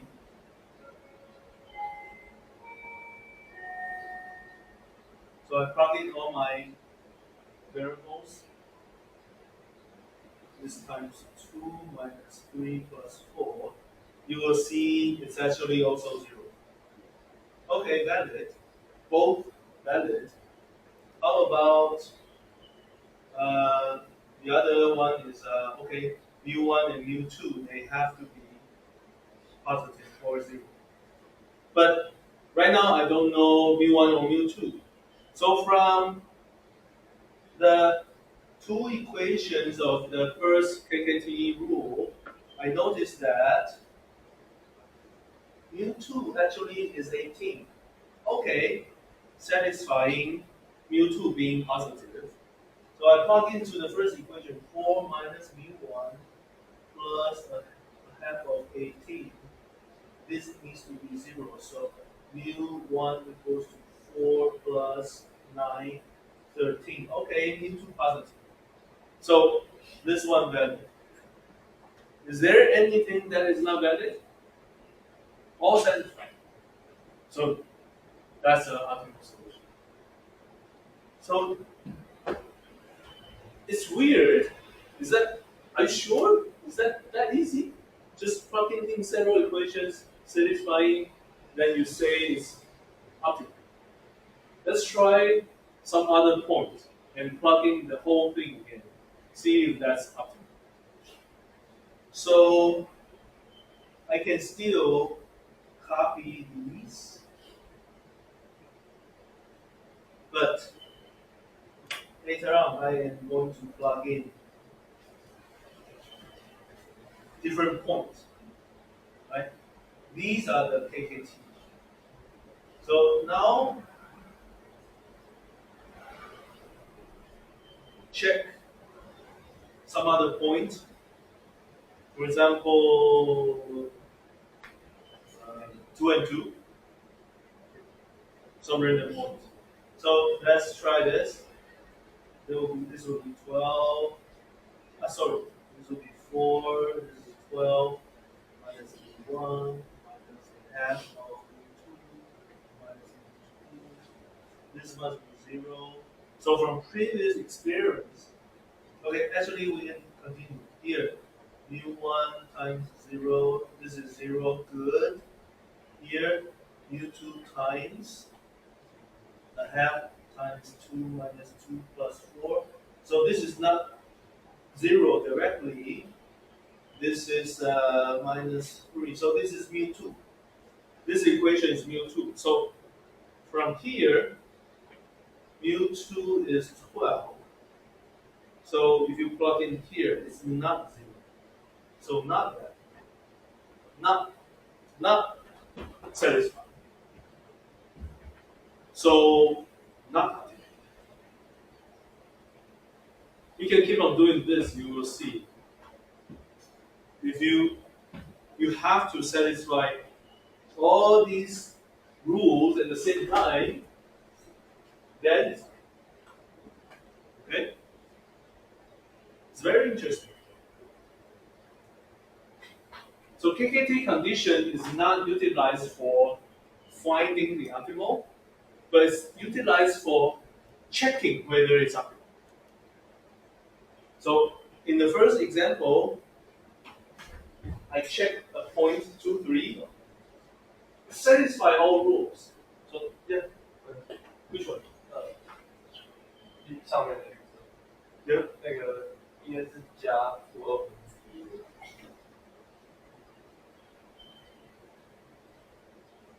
那个蓝色底线。Yeah.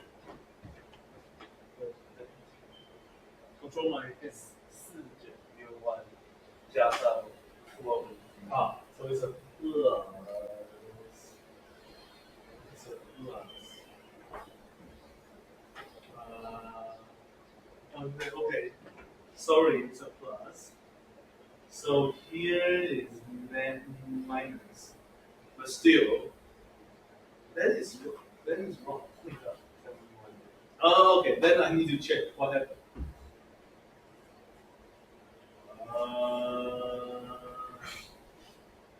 Where did I make a mistake?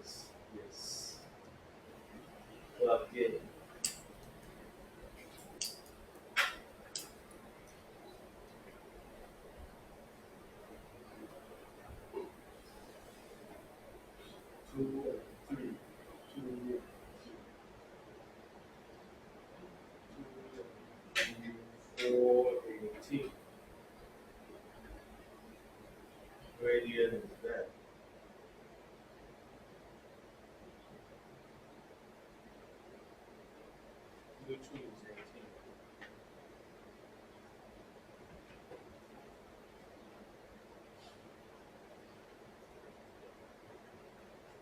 Ah, there is a negative sign. So here is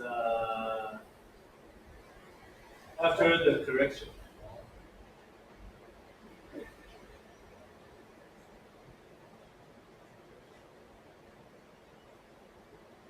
So mu1 is still positive. Still positive. Okay. Yep.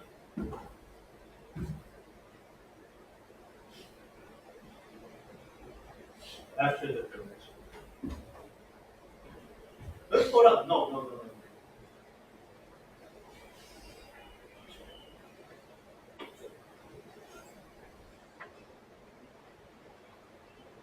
No, it's negative.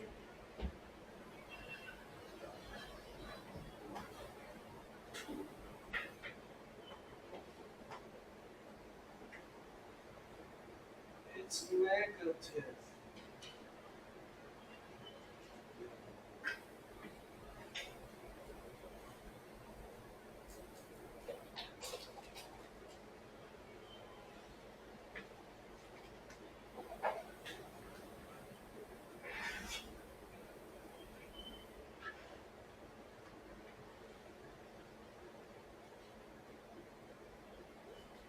It's negative.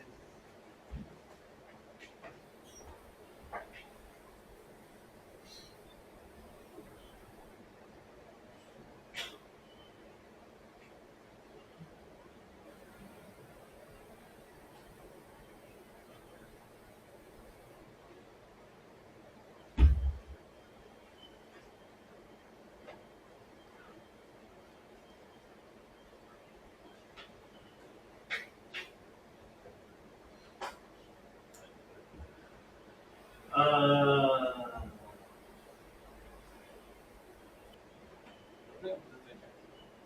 oh, it's not the argument. Oh, really? How come? So maybe that's why. We make a drawing.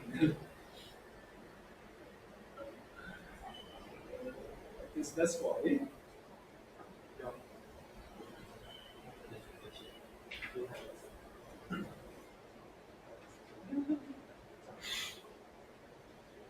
That explains why.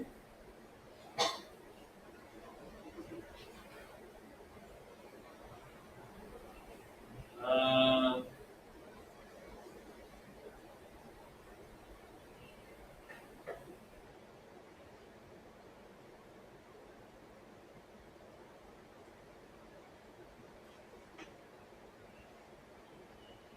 x1 squared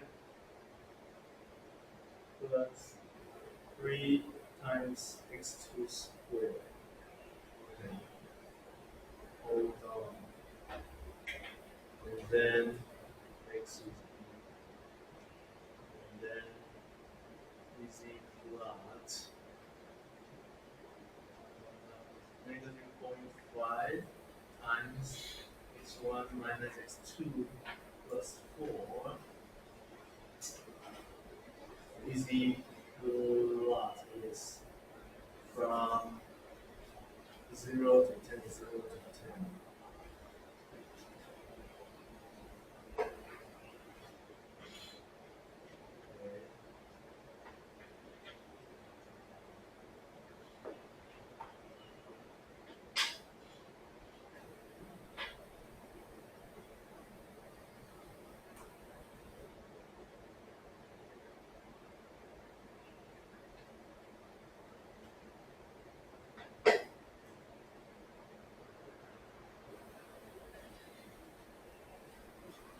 Okay. Let me draw x plot. X larger than 2, right? So 0, 2, 2, 0, 0, 10.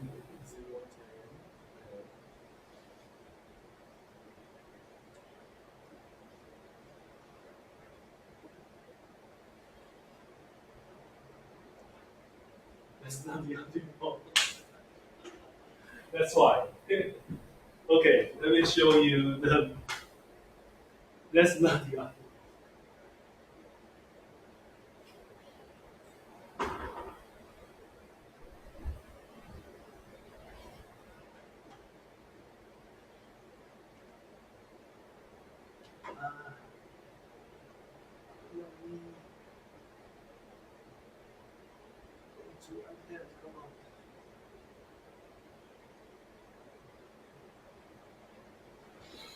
It doesn't.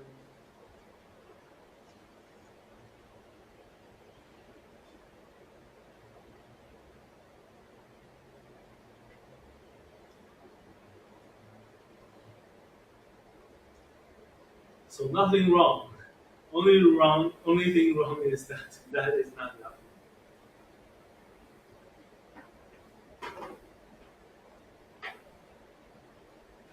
Okay.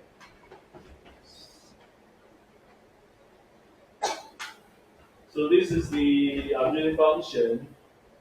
In my mind, there were two constraints, so I thought, okay, going this way, so this must be the optimal. However, the contour is like this, so somewhere here, it's actually having a lower function value. That's why. So this point is not the optimal. So somewhere here. So if I change some kind of function in the contour in this, the other way, then this point will be optimal. But that just shows how the KKD confusion was able to find, to check whether it's optimal or not. Okay. So nothing wrong. It's just a stupid mistake. Okay. How about we do a homework?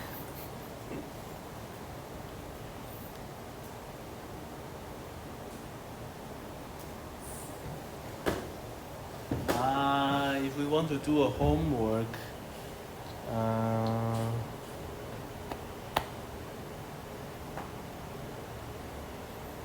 I need to make sure it's solvable.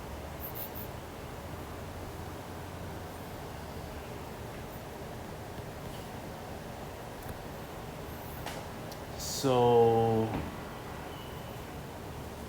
if we do maximize, no, not maximize, minimize, still minimize.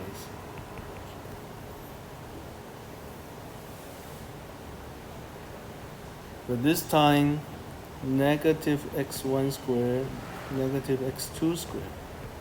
If we do that, so for the contour, it's gonna look like this.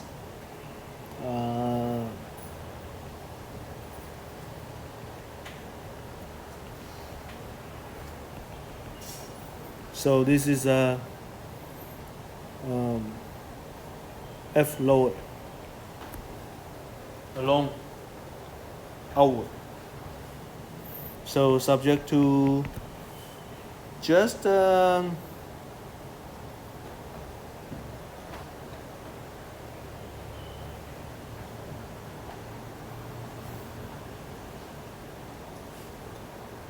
actually, sorry. Let me change a different problem.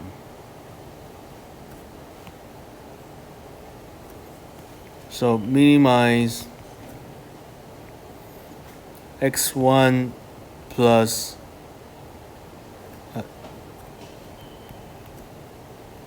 2x1 plus x2. Sorry. Negative. Okay? So the contour will look like what we did earlier. -1, -2. Oh, now it's -2, -1. So it's a. So let me use the same agility function.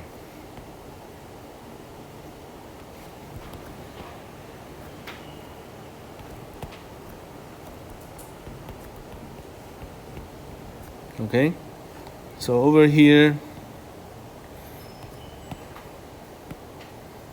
delete. So same objective function.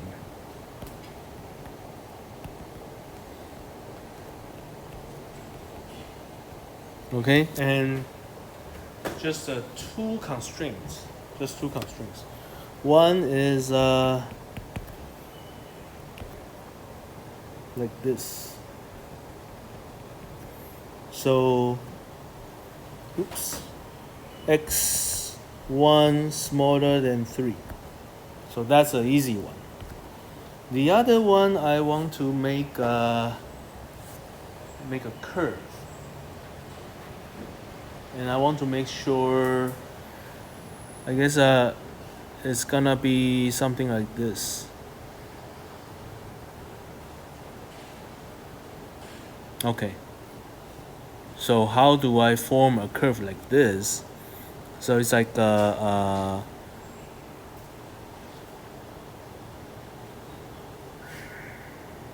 x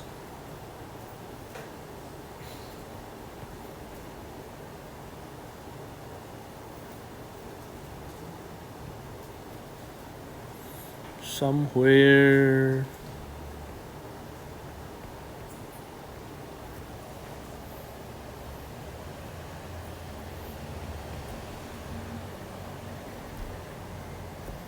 something like this. And also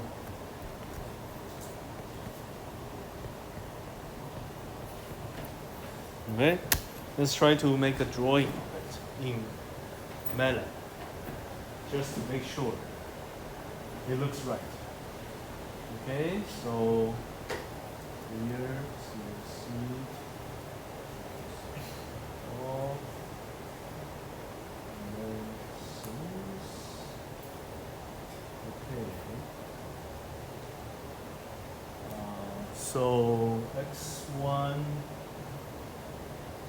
negative x1 negative 2x2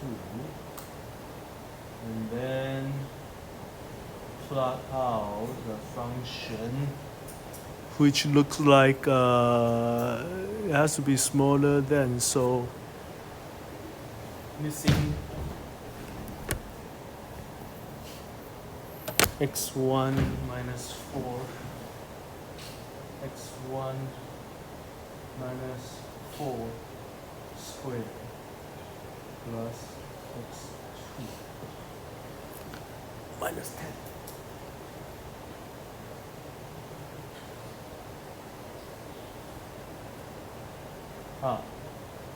Better tune the parameter a little bit. So maybe 2 times here.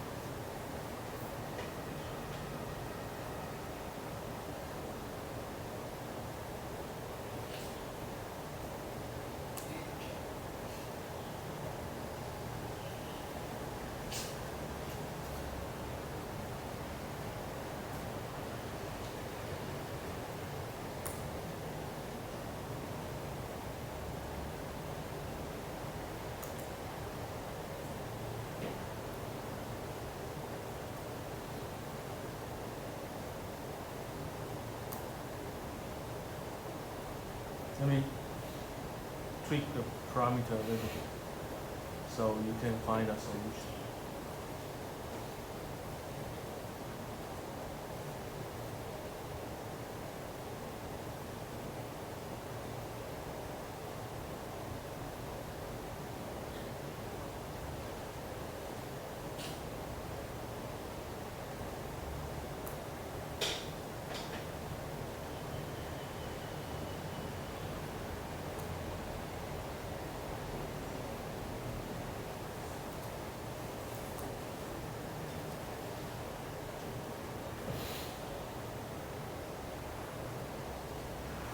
Okay, so if you change this to 5 times and change this to 25, it will be a better, yep, it will be something like this. Okay.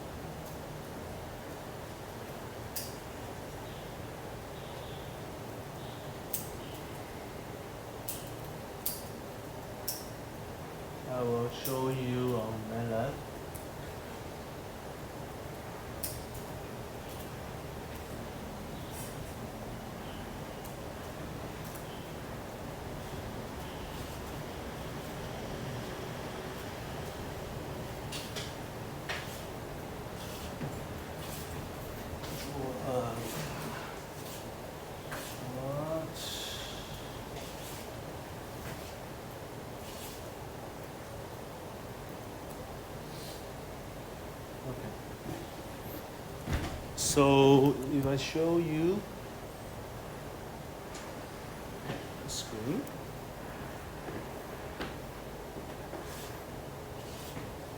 That's how the function looks like. Okay?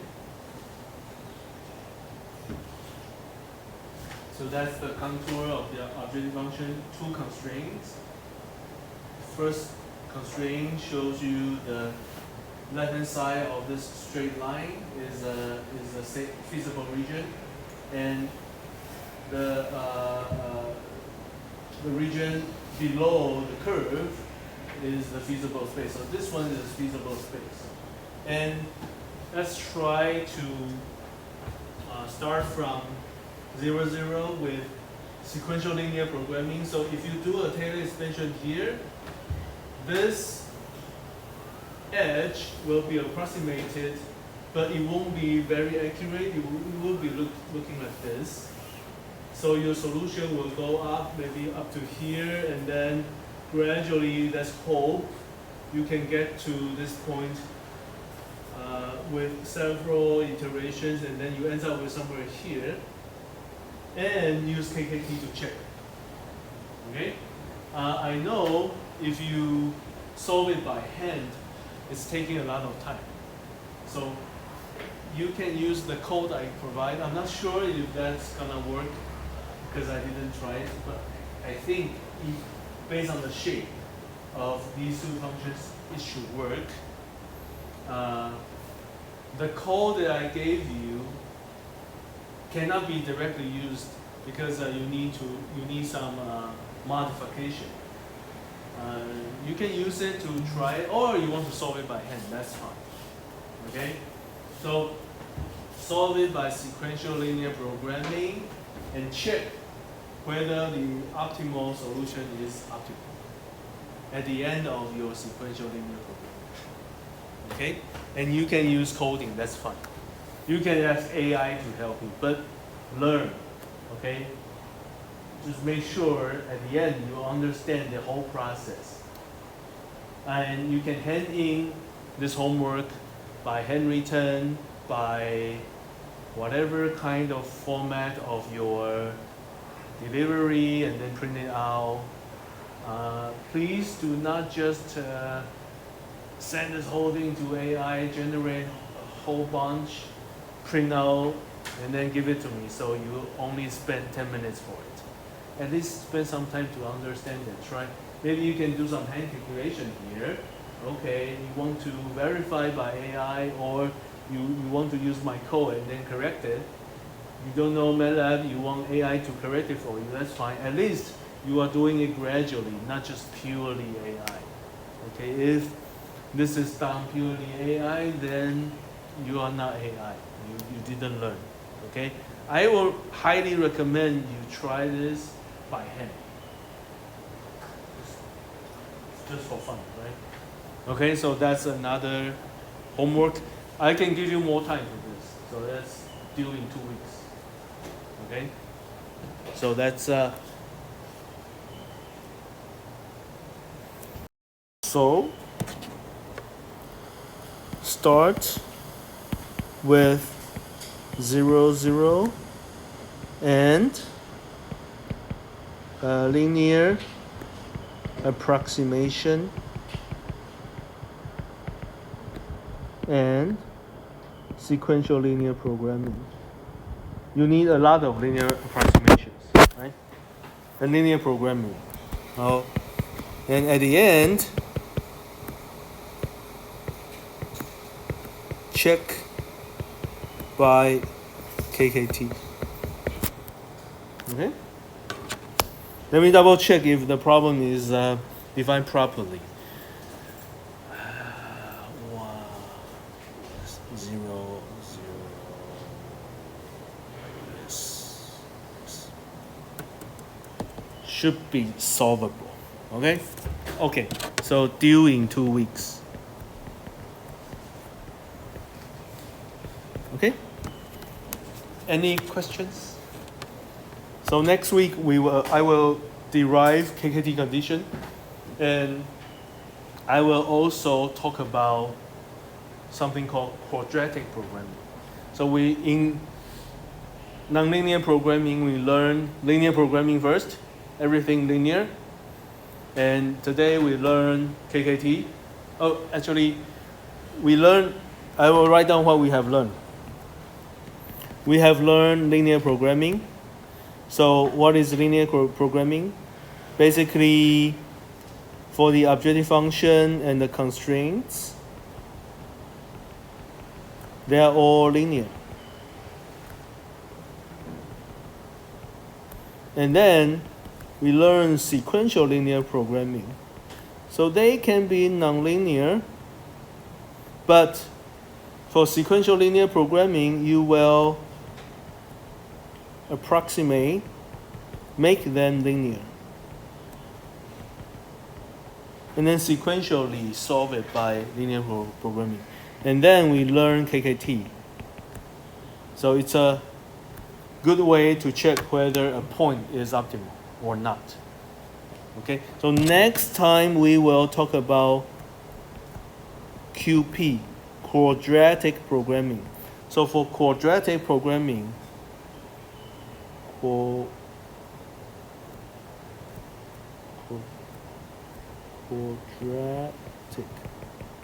right?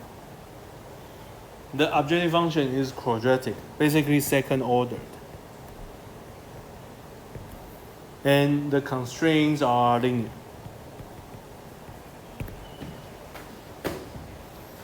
And after quadratic programming, there's something called SQP, sequential quadratic programming. So basically, you are handling nonlinear problems, and you approximate as quadratic and linear to solve it. So once we have learned all these, I will be finishing the introduction of nonlinear programming, and also as you're finishing the constraint optimization. Then we will move on to some special topics. In the exam, QP probably is not included because it's very complicated. So in the exam, I don't think I will give you SQP. It's taking too much time. So in the exam 2, I will ask you to solve LP and then check by KKT. Okay, so please, that's why I asked you to practice. LP and KKT is not something you are familiar with. It's very new, so you need practice, okay? For the homework that is due in 2 weeks, that's also bonus point to your total score.